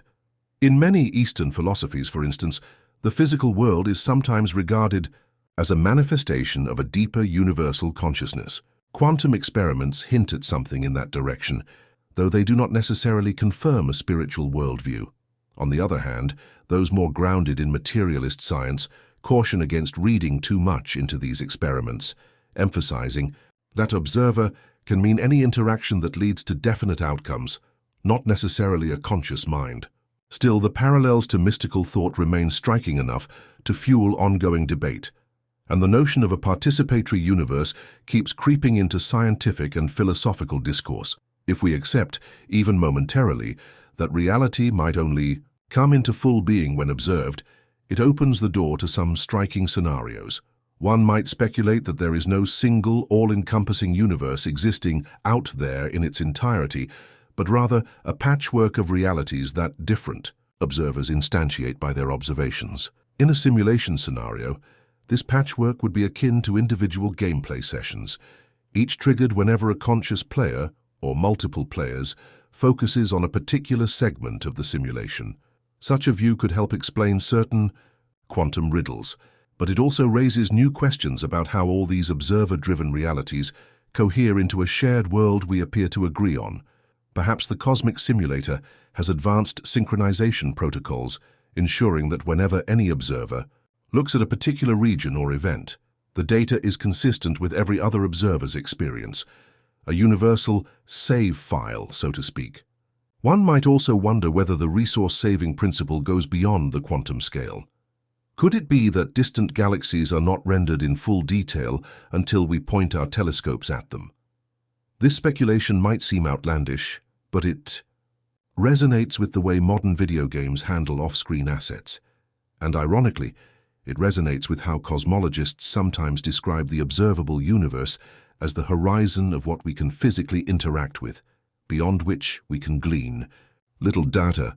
If that region only truly exists in our simulation, once we direct observational tools toward it, then cosmic expansion itself might be a mechanism preventing us from ever fully verifying what's beyond that horizon. We see distant galaxies as they were millions or billions of years ago, meaning the simulation only needs to provide enough detail for that historical snapshot. Of course, many scientists and philosophers remain skeptical of linking the quantum observer effect to conscious minds or to simulation theories. They argue that quantum weirdness can be explained without invoking either mystical consciousness or cosmic computing. They might say that the wave function collapse is simply a way of describing how particles become entangled with measuring devices, leading to classical outcomes. Yet the deeper question, why this entanglement gives rise to one particular outcome, in one instance and another outcome in a second, still lurks behind the math. No single interpretation has definitively triumphed in the scientific community. The door remains open for those who wish to read something more profound into these experiments, whether that is a cosmic mind, a universal wave function that incorporates consciousness, or a grand simulation orchestrating each measurement event. Even setting aside debates about consciousness, the quantum world hints that reality itself may not be as solid and unchanging as our senses make it seem. Instead, it might be governed by probabilities that only manifest as definite outcomes when forced by an act of measurement. That alone is enough to rattle any classical notion of a strictly deterministic and objective universe. We might wonder if our everyday experience of solidity, continuity, and deterministic cause and effect is a carefully woven tapestry emerging from the swirling quantum substratum. In a simulation framework, that tapestry could be the user interface, clean, consistent, and stable, hiding complex probabilistic calculations under the hood. This point connects to the heart of the simulation tie-in. If advanced coders designed a universe that functioned efficiently, they might program it to rely on a fundamental layer of probabilities. Only when an entity with agency in the system asks specific questions, by setting up a measurement, would the simulator commit to an outcome. Otherwise, everything would remain in a suspended state of possibility, saving enormous computational resources. Our inability to see beneath the wave function until we interact with it might simply be the sign of a well-optimized program. Think, for example, of a giant open-world game that only loads detailed textures and mechanics when the player's character enters a new region. In the same way, the quantum wave function might be loading a particular reality once we as observers request that data. No matter what one believes about consciousness or simulation, the observer effect forces us to confront a universe where our actions, indeed our very presence, leave an imprint on the phenomena we study.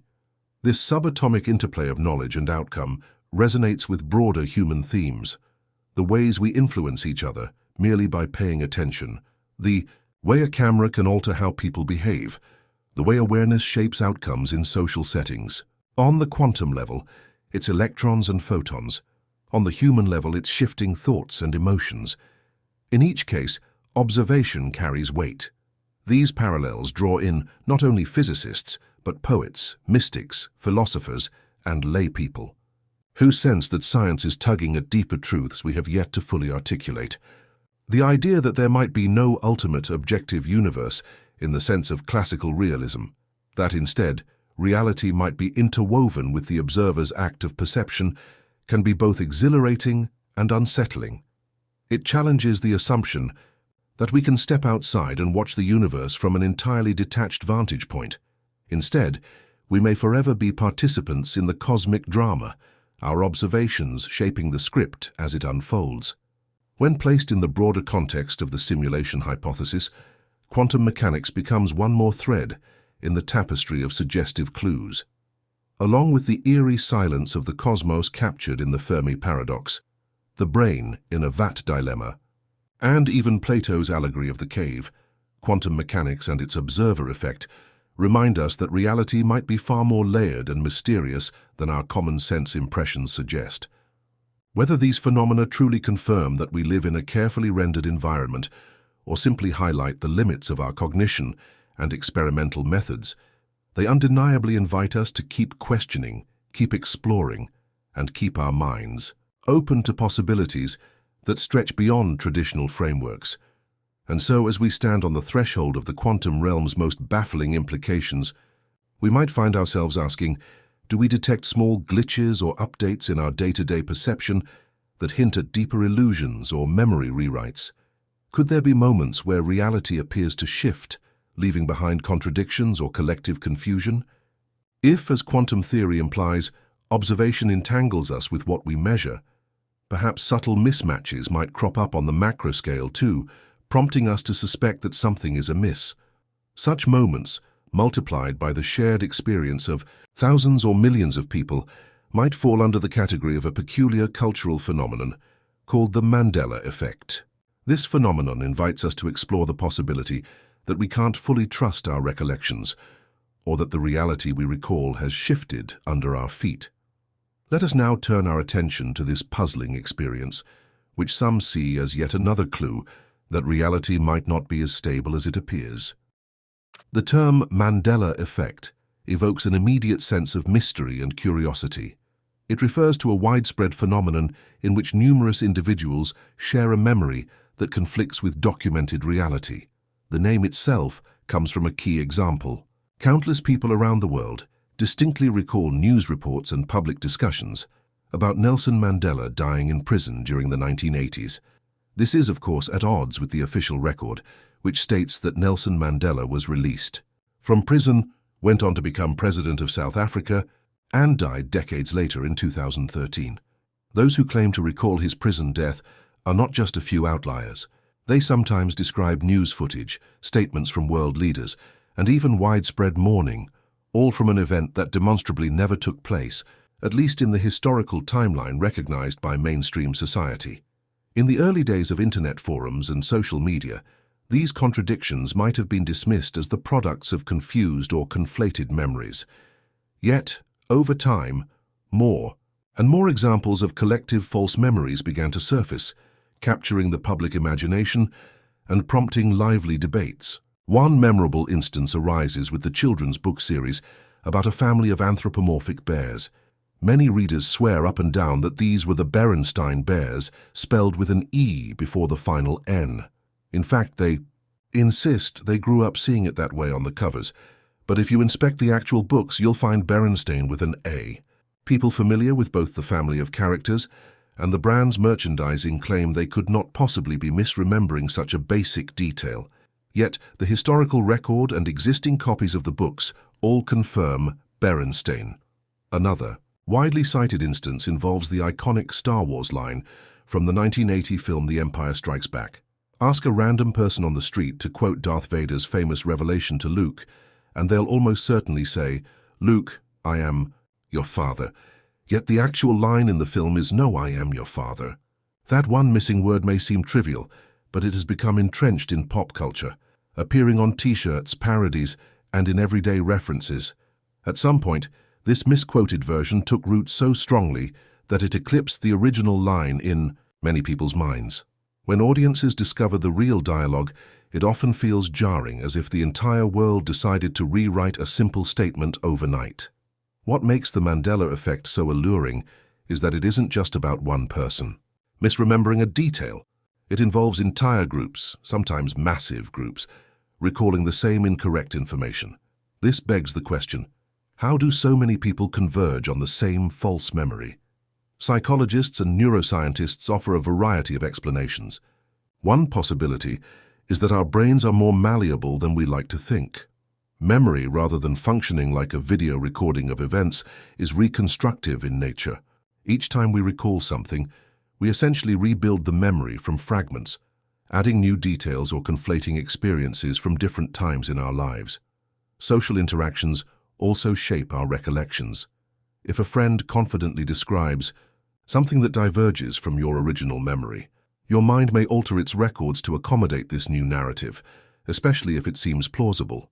Over time, small inaccuracies compound into a shared belief about how something must have been, forging a collective misremembrance. Yet for those who find such psychological explanations too mundane or insufficiently satisfying, there are more exotic interpretations. Some people interpret the Mandela effect as a sign of parallel universes converging or overlapping. In this view, a group of individuals might come from a slightly different timeline in which Nelson Mandela, indeed, died in prison, or in which the beloved Bear family was spelled Berenstein. A glitch in the fabric of the multiverse, or a subtle shift in cosmic alignment, could have transplanted these individuals into our version of reality, where the details differ just enough to create confusion. Others frame the phenomenon in more spiritual or New Age terms, suggesting that human consciousness is shifting to higher planes of existence, and thus rewriting or blending certain elements of the past. Still others link the Mandela effect to the simulation hypothesis, which we've been exploring throughout this series. Suppose, for instance, that our reality is under the governance of advanced code written by an unfathomably intelligent civilization or entity.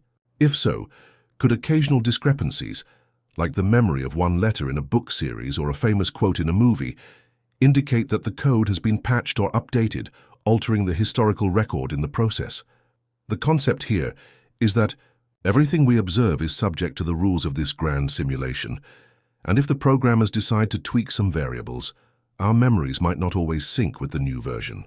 Although mainstream science does not endorse such an explanation, it remains a fascinating possibility for those who enjoy exploring the boundaries between reality, memory, and technology. In the realm of simulation theory, these so-called glitches might be hints that our universe is not entirely stable from a historical perspective. In many modern software applications and video games, developers release updates or patches that fix bugs, introduce new content, or remove outdated features. Imagine a hypothetical scenario in which the cosmic code that governs our day-to-day experiences is similarly subject to minor adjustments.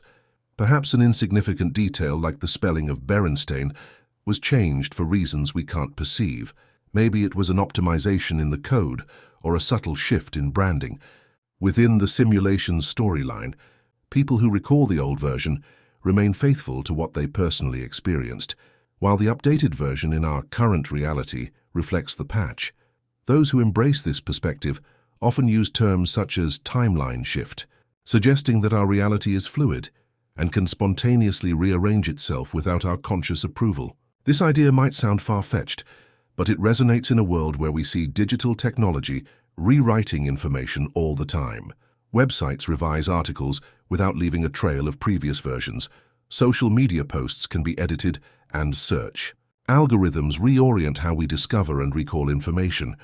If our universe were likewise subject to such rewrites, the Mandela effect could be a small signpost revealing a deeper phenomenon. However, there is another angle that deserves attention: the fragility and fallibility of human memory. Even without cosmic code or parallel universes, memory is notoriously unreliable. Studies have shown that eyewitness accounts of crimes or major events can be riddled with errors. People have been known to confabulate entire pieces of an experience. That never happened, especially when leading questions or emotional factors come into play. Now extend this to the global community, connected through social media and instant communication, where rumors, misquotes, and typos can proliferate at unprecedented speed. It becomes easier to see how small mistakes might transform into widely accepted facts through group reinforcement. The digital environment, ironically, fosters a sense of collective memory that can overshadow more reliable sources, especially if the latter are not as widely circulated. Moreover, pop culture. References tend to mutate as they are repeated. A comedic sketch might transform a line of dialogue from a movie into something catchier or more quotable. Over time, the altered version outcompetes the original, becoming deeply ingrained in the public consciousness. Advertisements, parodies, and second-hand retellings all fan the flames of misrecollection, resulting in an ingrained memory that stands at odds with the historical record. In that sense, the Mandela effect may be an unintended byproduct of our hyper-connected age, where memes, images, and half-remembered references circulate in a continuous loop. Yet, it is exactly this tension between the perfectly logical, scientific explanation of group memory distortion and the thrilling possibility of glitches in reality that makes the Mandela effect a fascinating lens through which to examine our trust in what we call real. If we find ourselves consistently misremembering details that entire communities also recall incorrectly, does that merely underscore how malleable our minds are, or does it hint that something more extraordinary is afoot? In effect, the Mandela effect becomes a cultural Rorschach test, reflecting each individual's assumptions about how stable and concrete the external world actually is. For those intrigued by the simulation hypothesis, the Mandela effect reinforces a suspicion that events and objects can be rearranged, as though the script of reality is not fixed. Some tie in the notion of quantum uncertainty, suggesting that multiple outcomes might coexist in superposition until we collectively choose or reinforce one version. They see collective memories as part of that choice.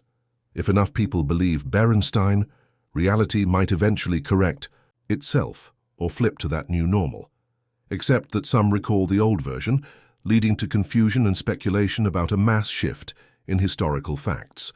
While these ideas are purely speculative, they highlight the collective awe and unease many feel about the pliability of perceived truths. There is also a psychological comfort factor at play. The idea of false collective memories challenges our sense of a stable, continuous history. Humans derive security from believing that the world we inhabit is anchored in factual permanence, that what happened in the past is set in stone. When confronted with examples like the Mandela effect, some people experience a mild existential crisis, questioning not just whether they remembered a detail correctly, but whether the entire continuum of events might be up for grabs. In that sense, the Mandela effect can serve as a potent reminder of how precarious our grip on reality can be. Such reminders can be unsettling, but also strangely liberating, prompting us to remain open-minded about how the universe might operate. On the flip side, acknowledging the psychological underpinnings of memory construction can bring a measure of relief. Once we understand how our brains store and retrieve information, we see that there's no need for a cosmic glitch to explain why large groups of people might share an incorrect memory. Our minds take shortcuts, fill in gaps with assumptions, and sometimes adopt the recall of others if it aligns with our partial recollection. For some, that explanation is reassuring. It preserves a sense of order in the universe, leaving the laws of nature intact and stable, without resorting to simulation updates or parallel timelines. Still, the Mandela effect holds a unique fascination, possibly because it sits at the nexus of human cognition, cultural myth-making, and deeper existential concerns. We wonder if the phenomenon might be a modern-day reflection of older beliefs in omens, portents, or hidden layers of reality. In Eras Past, individuals might have pointed to supernatural or spiritual causes for such collective discrepancies. Now we have the language of simulations, quantum physics and cognitive science to explain them, yet the basic desire to find meaning in anomalies remains as strong as ever. Ultimately, no consensus explanation exists that satisfies every question raised by the Mandela effect. It remains a subject of ongoing debate, study, and occasionally light-hearted wonder. Those drawn to metaphysical interpretations will likely continue to see it as proof that reality is far from monolithic, while skeptics and scientists will point to robust research on memory distortion as a more plausible account. Perhaps the truth lies somewhere in between, with memory illusions playing a significant role, yet leaving open a small door for more mysterious possibilities. Regardless, the Mandela effect does one thing exceptionally well. It forces us to consider just how deeply our minds shape the world we experience and how reliant we are on collective consensus to define what really happened. Having explored the unsettling possibility that our shared recollections might not be as fixed as we believe, we arrive at a juncture where broader cosmic theories beckon once again. Sometimes, rather than emphasizing these glitches in individual or collective memory, we look outward, beyond human psychology and into the fabric of the cosmos itself. What if the entire universe at a fundamental level is not quite what it appears? One theory posits that our three-dimensional reality is in fact a projection, like a hologram, encoded on a distant boundary or surface. This holographic universe theory challenges not only our sense of space, but also our definitions of matter, information, and even personal identity.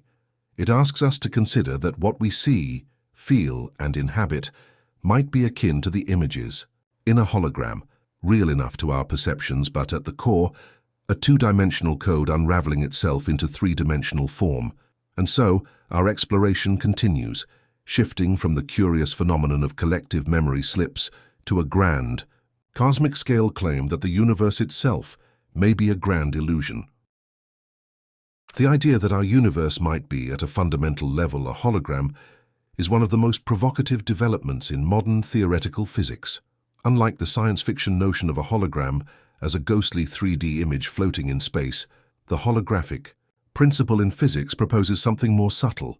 All the information constituting our three-dimensional reality could be stored on a two-dimensional boundary, much like data on a cosmic film reel or computer chip, and everything we see as depth and volume is, in essence, a projected illusion of that underlying information. This notion has been championed by physicists such as Leonard Susskind, Gerard 't Hooft, and Juan Maldacena, who have drawn connections between black hole physics, quantum theory, and gravitational theories to argue that the world is a hologram.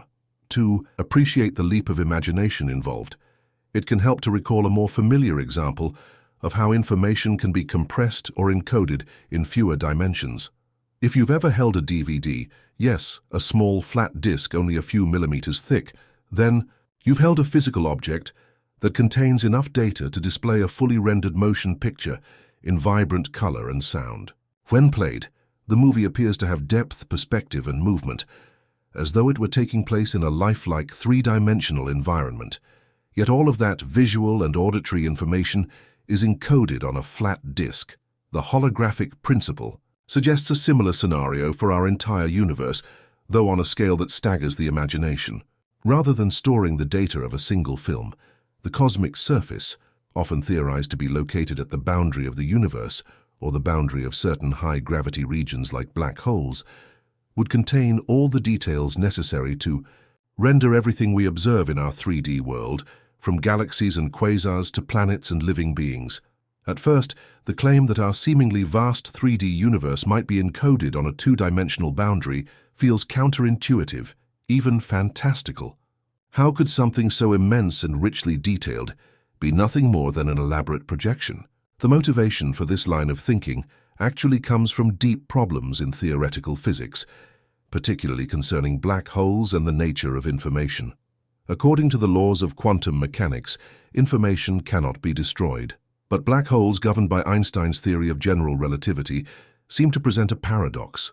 Anything that falls into a black hole is lost beyond its event horizon, possibly destroyed if the black hole evaporates over time through Hawking radiation. In the 1970s and 1980s, physicists wrestled with this black hole information paradox, which threatened to undermine the consistency of quantum theory, or, alternately, demanded a radical revision of how we understand space-time. Over the years, through intricate arguments involving entropy, quantum fields, and gravitational theory, researchers like Gerard 't Hooft and Leonard Susskind came to suspect that the information that appears to be lost inside a black hole might still be preserved on the event horizon itself, in some two-dimensional encoding. This principle was then generalized beyond black holes to the entire universe. Perhaps all the information about the 3D objects and phenomena we see inside our cosmos is recorded on a boundary surface at infinity, or on some conceptual boundary that encloses space-time. From this vantage point, the third dimension arises as a holographic projection emerging from that two-dimensional data. A major breakthrough in these ideas emerged in the late 1990s, when physicist Juan Maldacena discovered what's often called the ADS-CFT correspondence. In certain kinds of theoretical universes with anti-de Sitter (ADS) geometry, a string theory in the bulk of that space can be described equivalently by a conformal field theory (CFT) on the boundary.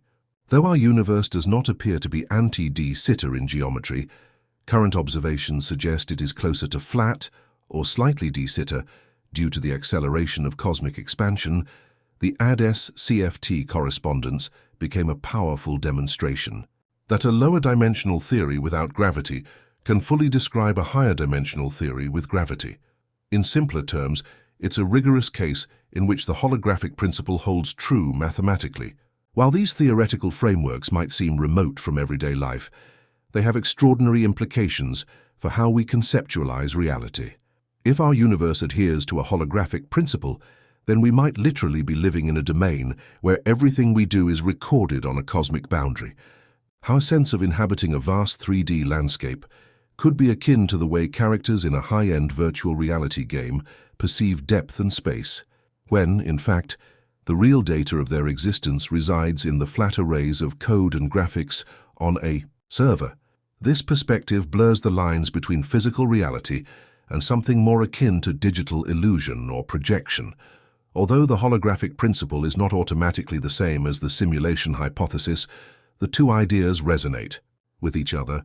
Both suggest that what we experience as tangible, three-dimensional space might be reducible to or emergent from a more fundamental layer of data. Another way to wrap our minds around the holographic principle is to think of a kaleidoscopic fractal. When you look through a kaleidoscope, the patterns you see might appear to have depth and complexity, yet they are formed by a combination of simple mirrors and the arrangement of beads or shapes at the end of the tube. The illusions of sprawling symmetries and repeating geometric forms come from the way those base components are reflected. On a cosmic scale, if you replace mirrors and beads with quantum fields and a 2D boundary, the entire 3D panorama of stars, nebulae and cosmic voids could be seen as the interplay of deeper laws manifested through a projective or reflective mechanism. While this analogy remains simplistic compared to the rigorous math behind the holographic principle, it can help us sense the strangeness of a universe that might be less real in the ways we typically imagine. Despite its striking originality, the holographic principle need not diminish the legitimacy of our experiences. Even if the data for every star and grain of sand is ultimately stored in a two-dimensional array, that doesn't mean our day-to-day sensations, touching the sand, gazing at the stars, are any less vivid or meaningful. If anything, it underscores the remarkable power of information to shape what appears to be solid, continuous, and three-dimensional. Some philosophers argue this concept draws us closer to a purely informational ontology of reality, the idea that at its root, existence is about the flow and transformation of information, not matter in the classical sense. From bits of code, in a simulation to the entropic storage on a cosmic horizon, the fundamental unit may be data, with the illusion of matter emerging from how that data organizes itself. This emphasis on information resonates with other radical discoveries in modern physics, such as the role of quantum entanglement in knitting together the fabric of space-time. According to certain proposals, space-time geometry might itself emerge from patterns of entanglement in a lower-dimensional quantum system. If these ideas are correct, then our sense of living in a stable 3D world is akin to the user interface of a more primordial informational realm, an interface so compelling that we rarely notice any sign of its deeper holographic nature. Yet the echoes of that fundamental structure might appear in the mathematics describing black holes, or in the subtle correlations observed in particle physics experiments, hinting that we're only glimpsing a fraction of the cosmic blueprint. 1. Consequence of the holographic view is that it provides an unexpected unity between gravity, which is usually described in the language of curved spacetime, and quantum mechanics, which is typically framed in terms of fields and wave functions. The boundary theory in lower dimensions might be entirely quantum, while the higher dimensional bulk includes gravity. That means solving certain questions in one domain, such as quantum field theory on the boundary, can reveal answers about gravitational phenomena in the bulk, effectively bridging the gap between two pillars of physics that have historically been tough to reconcile. This synergy has driven a surge of research, as physicists use holographic tools to tackle questions about quantum gravity, the structure of space-time, and even condensed matter systems. Beyond its scientific allure, the holographic principle also attracts those who seek spiritual or philosophical insight. Could the idea that everything is a projection, derived from a more fundamental plane, align with ancient mystical views of the universe as Maya illusion or as a manifestation of a deeper reality? Some see parallels here, a cosmic unity that is presented to us in the guise of multiplicity and extension in space. While these connections might be more metaphorical than literal, they reflect a deep human tendency to interpret scientific findings through a broader existential lens. There is a certain poetry in imagining that our cosmic home, the entire realm of galaxies, black holes, and cosmic microwaves, stands as the luminous surface of a deeper, hidden tapestry of data, just out of sight, but present in every observation we make. As with many cutting-edge theories, the holographic universe remains a topic of intense research and debate. In astrophysics, direct observational evidence for or against it is challenging to come by. Some hope that gravitational wave detections or the study of the cosmic microwave background might reveal subtle signatures of a holographic structure, but such efforts are still in their infancy. In parallel, string theorists and quantum gravity researchers continue to refine models, often focusing on toy universes with certain symmetries that make the math tractable. The true test will be whether these ideas can predict phenomena that we haven't yet observed, allowing us to verify or falsify them through experiments or astronomical observations. Until then, the holographic principle stands as a compelling yet partly speculative framework that pushes us to rethink space, time, and information. Where the simulation hypothesis and the holographic universe theory overlap is in their shared insinuation that physical reality might be, at its core, more about data than about solid objects existing independently of observation. Both lines of thought raise the possibility that what we perceive as the cosmos is an emergent process, reliant on a foundational layer of information that resides elsewhere, or nowhere at all in the conventional sense. However, they differ in detail and emphasis. The holographic universe theory doesn't necessarily require an external programmer or advanced intelligence pulling the strings. It can be understood as a natural property of a quantum gravitational system operating by its own intrinsic laws. The simulation hypothesis, on the other hand, typically posits a deliberate act of creation by entities outside or above the simulated realm. Even so, the synergy between the two ideas has fueled a wave of imaginative speculation. If a full holographic description of our universe becomes established, might that not be the perfect substrate for an advanced simulation? Regardless of one's stance on these possibilities, the holographic universe theory invites a sense of wonder. If it is correct, it implies that every moment of our lives, every sensation, thought, and perception unfolds in a domain that, while experienced as three-dimensional, might ultimately be described by physics equations on a far-off boundary. Our entire galaxy, with its swirling star fields, might be akin to a shimmering pattern on that cosmic film, each star a cluster of encoded information that we decode as shining light. That perspective can be humbling, even disorienting, as it dissolves the usual sense of solidity and place, and yet it also offers a strangely comforting unity. If everything is data, then we too are integral threads in that data tapestry, no less real or important than any other pattern. This conceptual journey echoes a pattern found throughout history. Whenever we peel back a layer of the natural world, we find complexities that challenge our previous assumptions. The planet once seemed flat until we discovered it was round. The universe seemed mechanical until we discovered relativity and quantum mechanics. Now it might appear as a 3D stage for matter and energy until we uncover that it is, in fact, a hologram. Each revolutionary shift in perspective widens our horizons, and perhaps the notion of a holographic universe is simply the latest stage in humanity's ongoing quest to unravel the cosmos. Whether we ultimately confirm or refute this principle, the effort to understand it propels science forward, sparking new insights and conversations that cross disciplinary boundaries. Having explored the notion that our universe might be akin to a grand projection of data, we can now turn inward to another question that has haunted philosophers since time immemorial. How do we distinguish between what we call waking reality and the ephemeral experiences we label as dreams?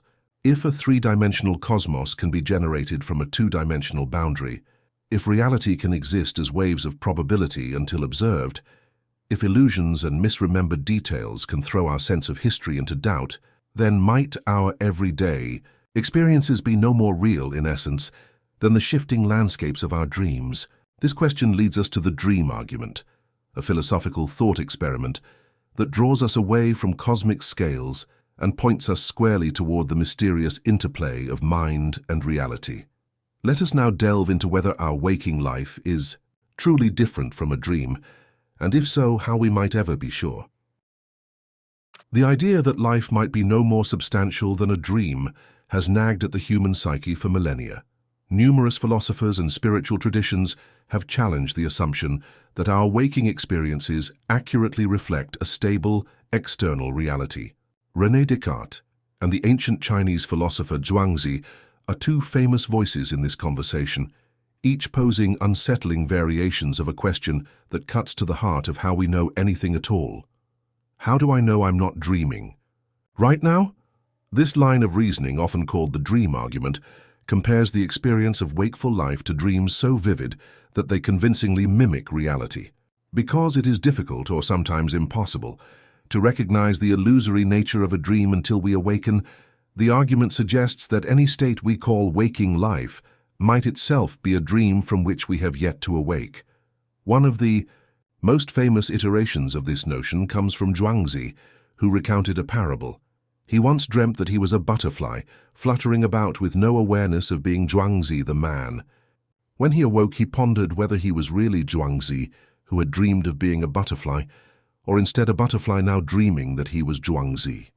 Descartes, centuries later, grappled with a similar quandary during his quest for certainty. He realized that all of his sensory experiences, everything from the sight of his own hands to the sound of footsteps in the street, could be replicated in a dream. With that, he could find no foolproof test to distinguish a dream world from the waking world based solely on the immediacy of sense impressions. The crux of the dream argument lies in the ephemeral nature of consciousness itself. Dreams feel real when they are happening, at times so immersive that we fully accept the dream's internal logic. We may see improbable events, meet long-dead relatives, or occupy impossible spaces without pausing to question their absurdity. The dream's emotional intensity, its sensory details, and our lack of external context all conspire to create a seamless reality until the moment we wake.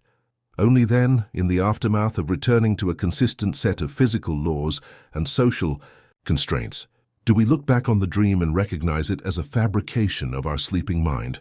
The question Descartes raised is simply, what if there is no such definitive awakening from our current experience? What if this too is a dream, but we have not yet encountered the vantage point from which it appears illusory? In more modern discourse, the dream argument has been given fresh life by theories suggesting reality could be simulated. After all, if a mind can be temporarily duped by the illusions of a dream, which is created by our own subconscious, how much more convincing might a technologically advanced simulation be, particularly if the simulation is meticulously designed to mimic consistent physical laws, coherent histories, and social structures? The short duration of most dreams and the glaring discontinuities we often notice upon waking prevent us from fully equating the dream state with our sense of daily life. Yet, a future civilization, or advanced external intelligence, armed with virtually limitless computing resources, might be able to craft a dream that does not end, one so detailed that its inhabitants never suspect an underlying illusion. This brings the dream argument into alignment with the larger questions posed by the simulation hypothesis. Both frameworks challenge our intuitive faith that we occupy an external, mind-independent reality. Descartes famously concluded that even if he could not trust his sensory perceptions, he could at least trust that he existed as a thinking entity, cogito, ergo sum. I think, therefore I am. However, that realization still does not guarantee that the world we perceive reflects an ultimate non-dream reality. It only grounds the minimal certainty that there is a thinking process occurring, a consciousness aware of illusions, or perhaps a mind creating them. Such lines of thought lead into what philosophers call an epistemological dilemma, a fundamental puzzle about the nature and scope of knowledge. If there is no definitive test to show that a given state is not a dream or illusion, then all of our beliefs about the external world, the past, and even the existence of other people might be resting on uncertain foundations. We can do our best to build scientific instruments, corroborate experiences with others, and confirm the consistency of the laws of physics over time. But the dream argument insists that all these markers of reality could themselves be part of the illusion. Just as in a dream we might consult a clock or a friend and find them entirely convincing within that dream logic. Nonetheless, most people do not live in daily paralysis over whether they are dreaming. Practical life proceeds, replete with responsibilities, emotions, and experiences that feel meaningful, regardless of metaphysical doubt.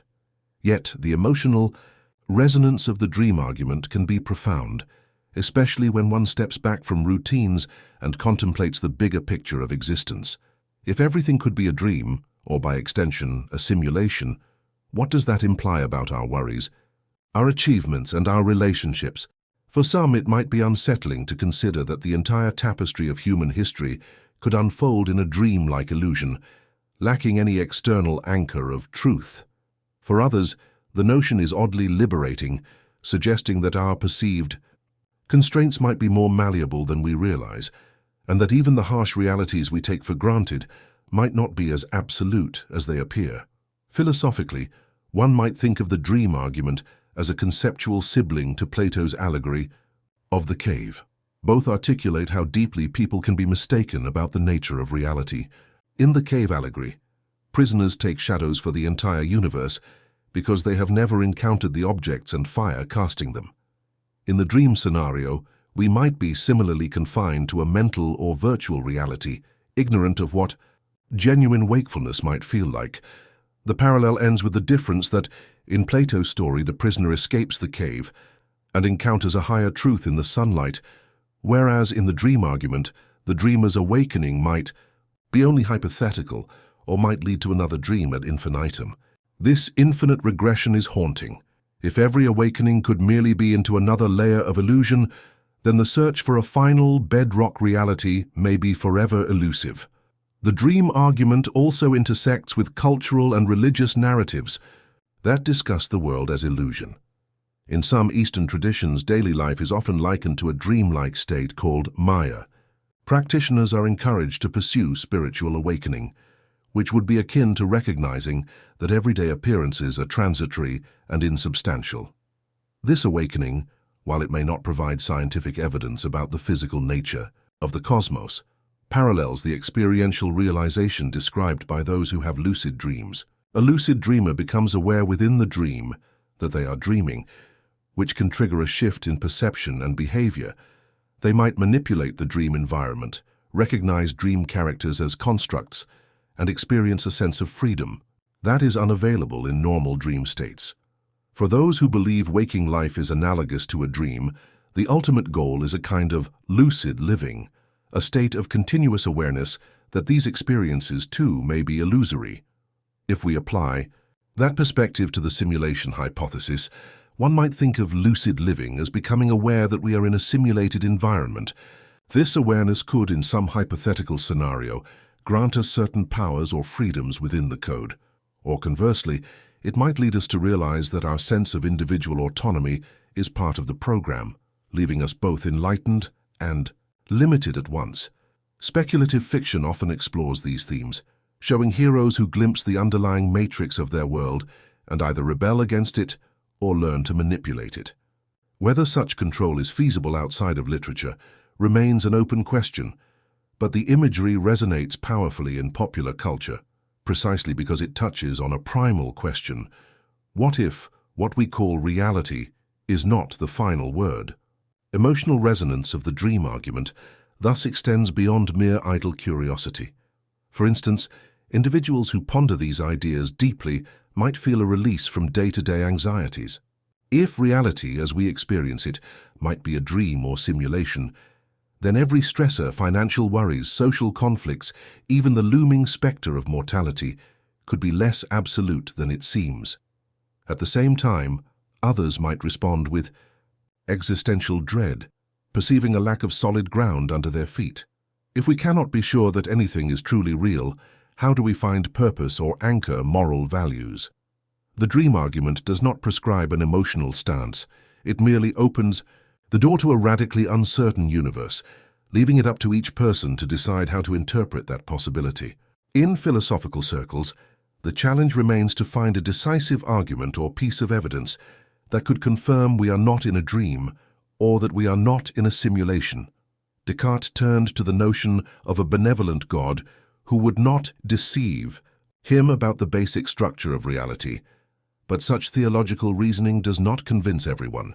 Modern simulation theorists sometimes propose that if we were in a simulation, we might find glitches or computational artifacts in the cosmic code, odd phenomena that defy any other explanation.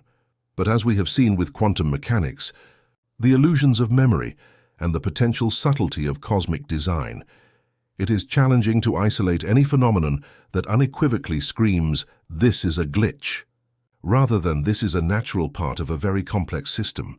Even if the dream or simulation analogy fits, that does not prove we are indeed inside one. It only demonstrates that we cannot rule it out. Yet there is a subtle but significant difference between the classical dream argument and modern simulation perspectives. In dreams, the illusions we experience typically come from our own minds. In a simulation scenario, the illusions would be constructed externally by an advanced intelligence or computer system. Dream illusions dissolve upon waking. Simulation illusions might never dissolve unless the system's creators choose to reveal themselves. In that sense, the simulation scenario could be far more robust than an ordinary dream, thoroughly insulated from the wake-up moment we rely on in sleep. Indeed, one could theoretically exist for a lifetime within such a simulation, never encountering a jarring discontinuity or contradiction strong enough to break the illusion. In either case, the shared theme is that appearances can be deceptive, and that what we take to be solid reality might rest on uncertain ground.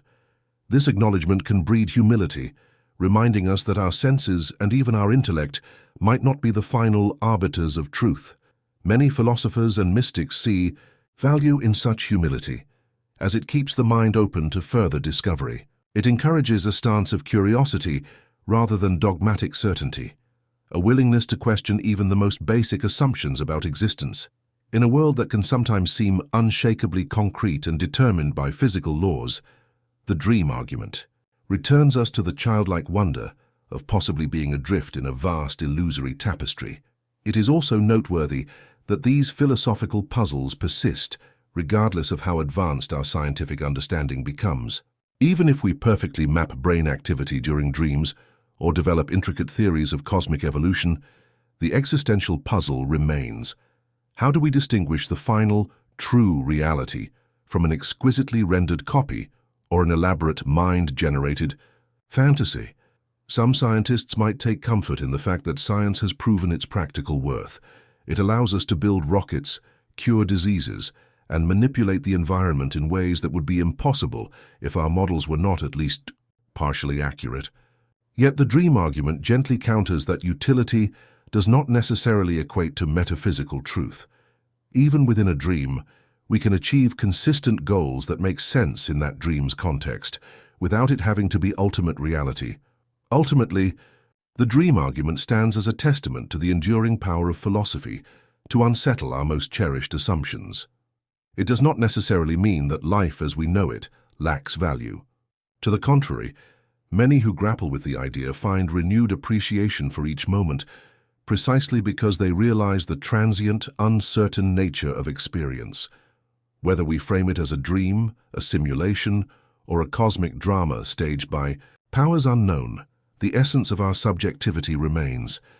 We perceive, we feel, we think, and we care. These irreducible aspects of consciousness persist, even if the world around us might be an elaborate stage set. Some interpret this as a call, to ethical or creative living, a reminder that if everything might be illusion, then the meaning we create within that illusion matters more than ever. One of the most provocative ideas in modern cosmology does not depend on advanced computers or benevolent creators quietly operating behind the scenes. Instead, it portrays the universe as so vast and so governed by chance that conscious minds might randomly flicker into existence, briefly, startlingly, and alone.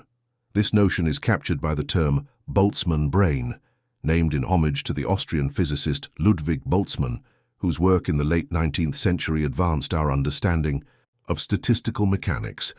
Boltzmann spent much of his career studying the behavior of gases, entropy, and the role of random fluctuations over astronomical timescales. The Boltzmann brain concept takes that understanding to an unsettling extreme, suggesting that under the right conditions, momentary pockets of order could arise out of cosmic chaos, spontaneously assembling something as complex as a functioning brain, and that brain, for a fleeting instant, would have thoughts, memories, and even a sense of personal history, all before dissolving back into the void. To make sense of this startling possibility, recall that classical thermodynamics posits that given enough time, even the most unlikely configurations of atoms will occur. On everyday scales, improbabilities like a tornado assembling a working airplane from a junkyard are so slim as to be laughable. Yet on cosmic or near-eternal scales, incredibly improbable events can happen if the universe or multiverse truly endures for inconceivable eons, or if it provides infinite attempts at random fluctuations. In this scenario, the spontaneous formation of a single self-aware brain, complete with neurons and synapses, might be more likely than sustaining the low entropy conditions required for a stable universe with billions of stars, planets, and life forms. After all, building a functioning cosmos from scratch, stars clustering into galaxies, planets forming stable environments, intelligent species evolving, takes massive amounts of organization over billions of years. In contrast, popping one small brain into being for a fraction of a second is a simpler event, statistically speaking, if the cosmos tries countless times over vast stretches of time. The Boltzmann in Boltzmann brain refers to Ludwig Boltzmann's pioneering work on entropy, a measure of disorder. According to Boltzmann's perspective, order can spontaneously arise in a disordered system through random fluctuations. The more dramatic the fluctuation, the less likely it is to happen, yet given enough attempts, even astonishingly rare events might occur. Physicists who have extrapolated Boltzmann's ideas to cosmological scales have argued that if you wait long enough in a universe with infinite or near-infinite time, patches of order, whether that's a galaxy, a planet, or a single conscious mind, will eventually form by random chance. Boltzmann himself did not articulate the idea of a spontaneously formed brain, but his work laid the foundation that later thinkers used to conjure this haunting possibility. The core idea of a Boltzmann brain seems absurd at first blush, but it stands as a genuine theoretical puzzle. Imagine an instant in which a hodgepodge of atoms briefly coalesces into a functioning brain, replete with all the chemical and electrical processes that give rise to consciousness. This spontaneously formed brain might wake up with a set, have vivid yet completely fabricated memories of a life it never lived. Perhaps it recalls a family, a childhood, and a planet teeming with other life forms.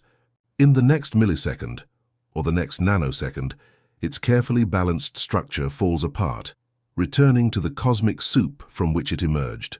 From the Boltzmann brain's perspective, during that sliver of conscious time, its entire reality would appear as genuine as the reality you and I believe we occupy now. Indeed, we might be such a brain in this very moment, living through a hallucination so detailed that it convinces us of an entire life story, even though no such life ever played out in a physical sense.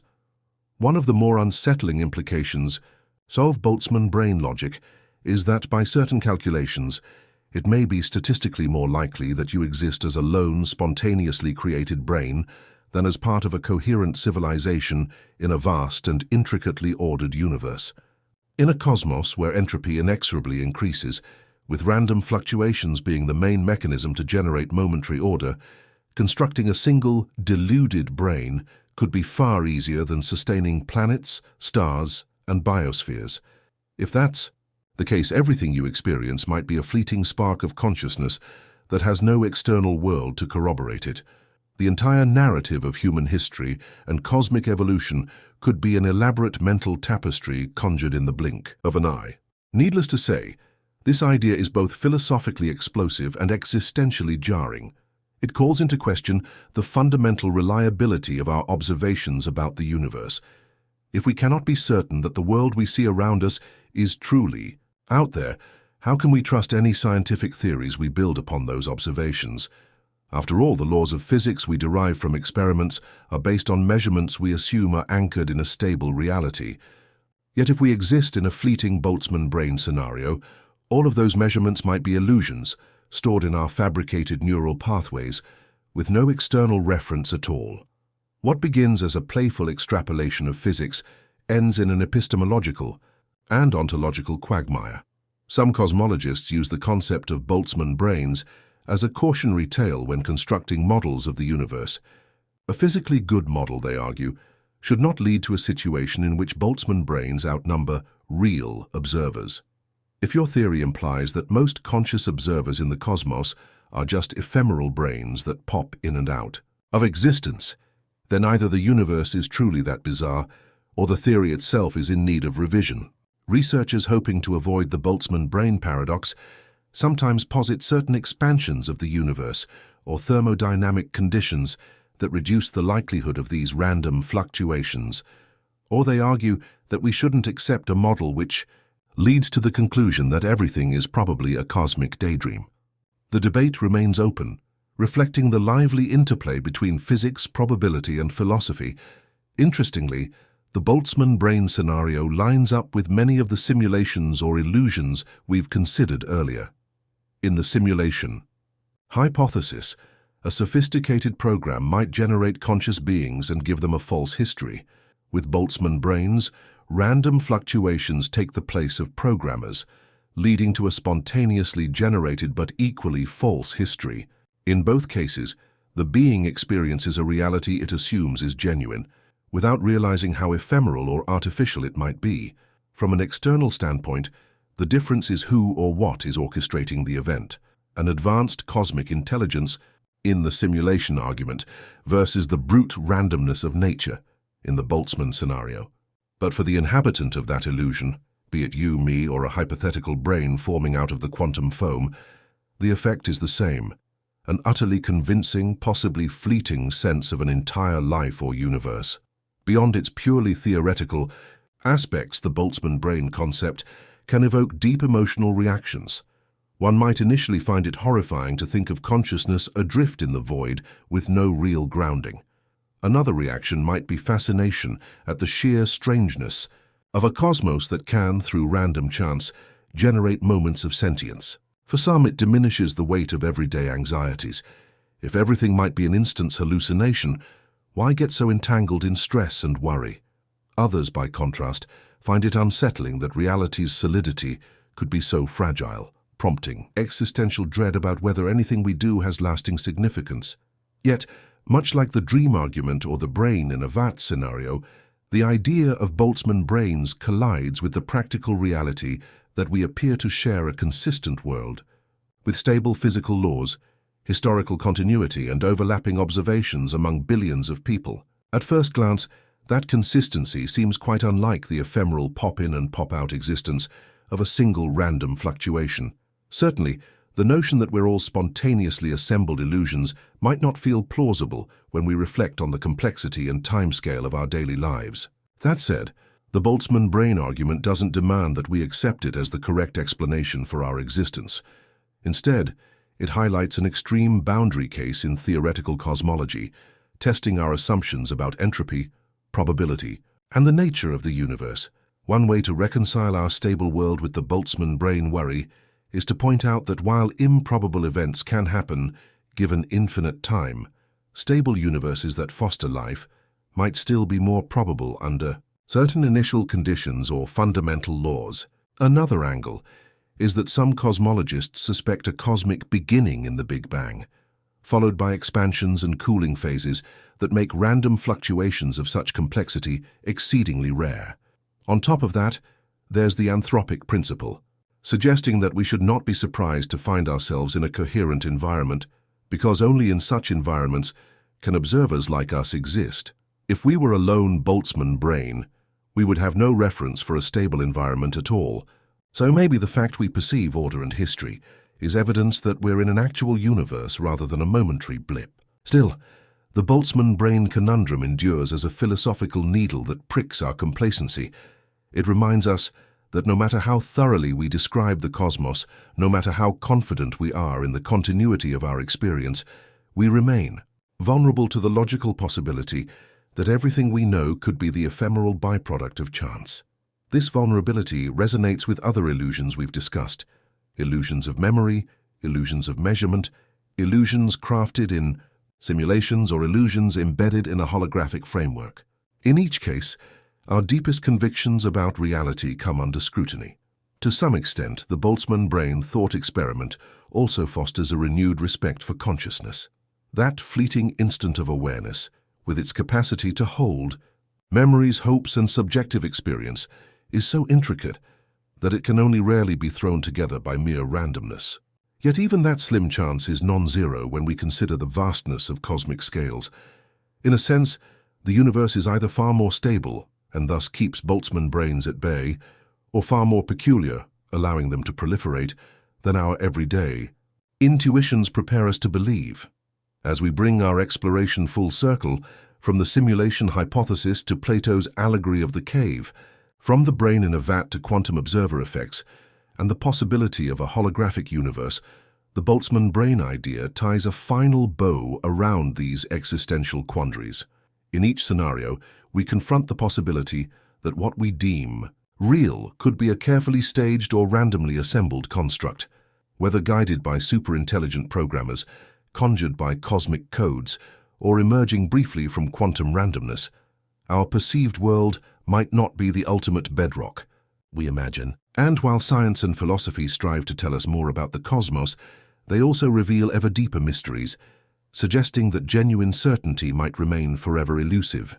Yet paradoxically, these profound uncertainties can also be strangely calming.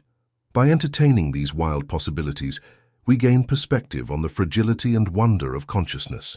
We see how extraordinary it is to have any coherent experience at all, whether it be a fleeting cosmic hallucination or a stable existence in a lawful universe. We also find that in our day-to-day lives, love, creativity, curiosity, and shared experiences matter deeply to us, regardless of whether they are part of an elaborate dream or code, or if they spontaneously emerged from the quantum foam. The preciousness of each conscious moment endures. Now, as you settle into the quiet of your own thoughts, let the tapestry of these theories rest in your mind.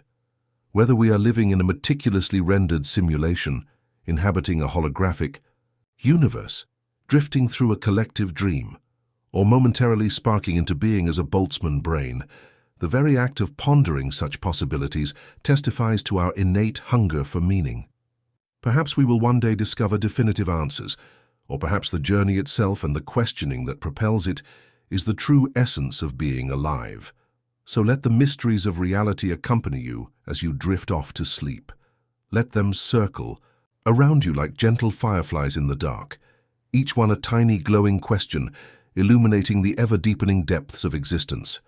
And if all of this is a dream or a simulation, then savor the luminous beauty of this illusion, knowing that the search for truth, even if it leads us in circles, is a noble and enchanting endeavor.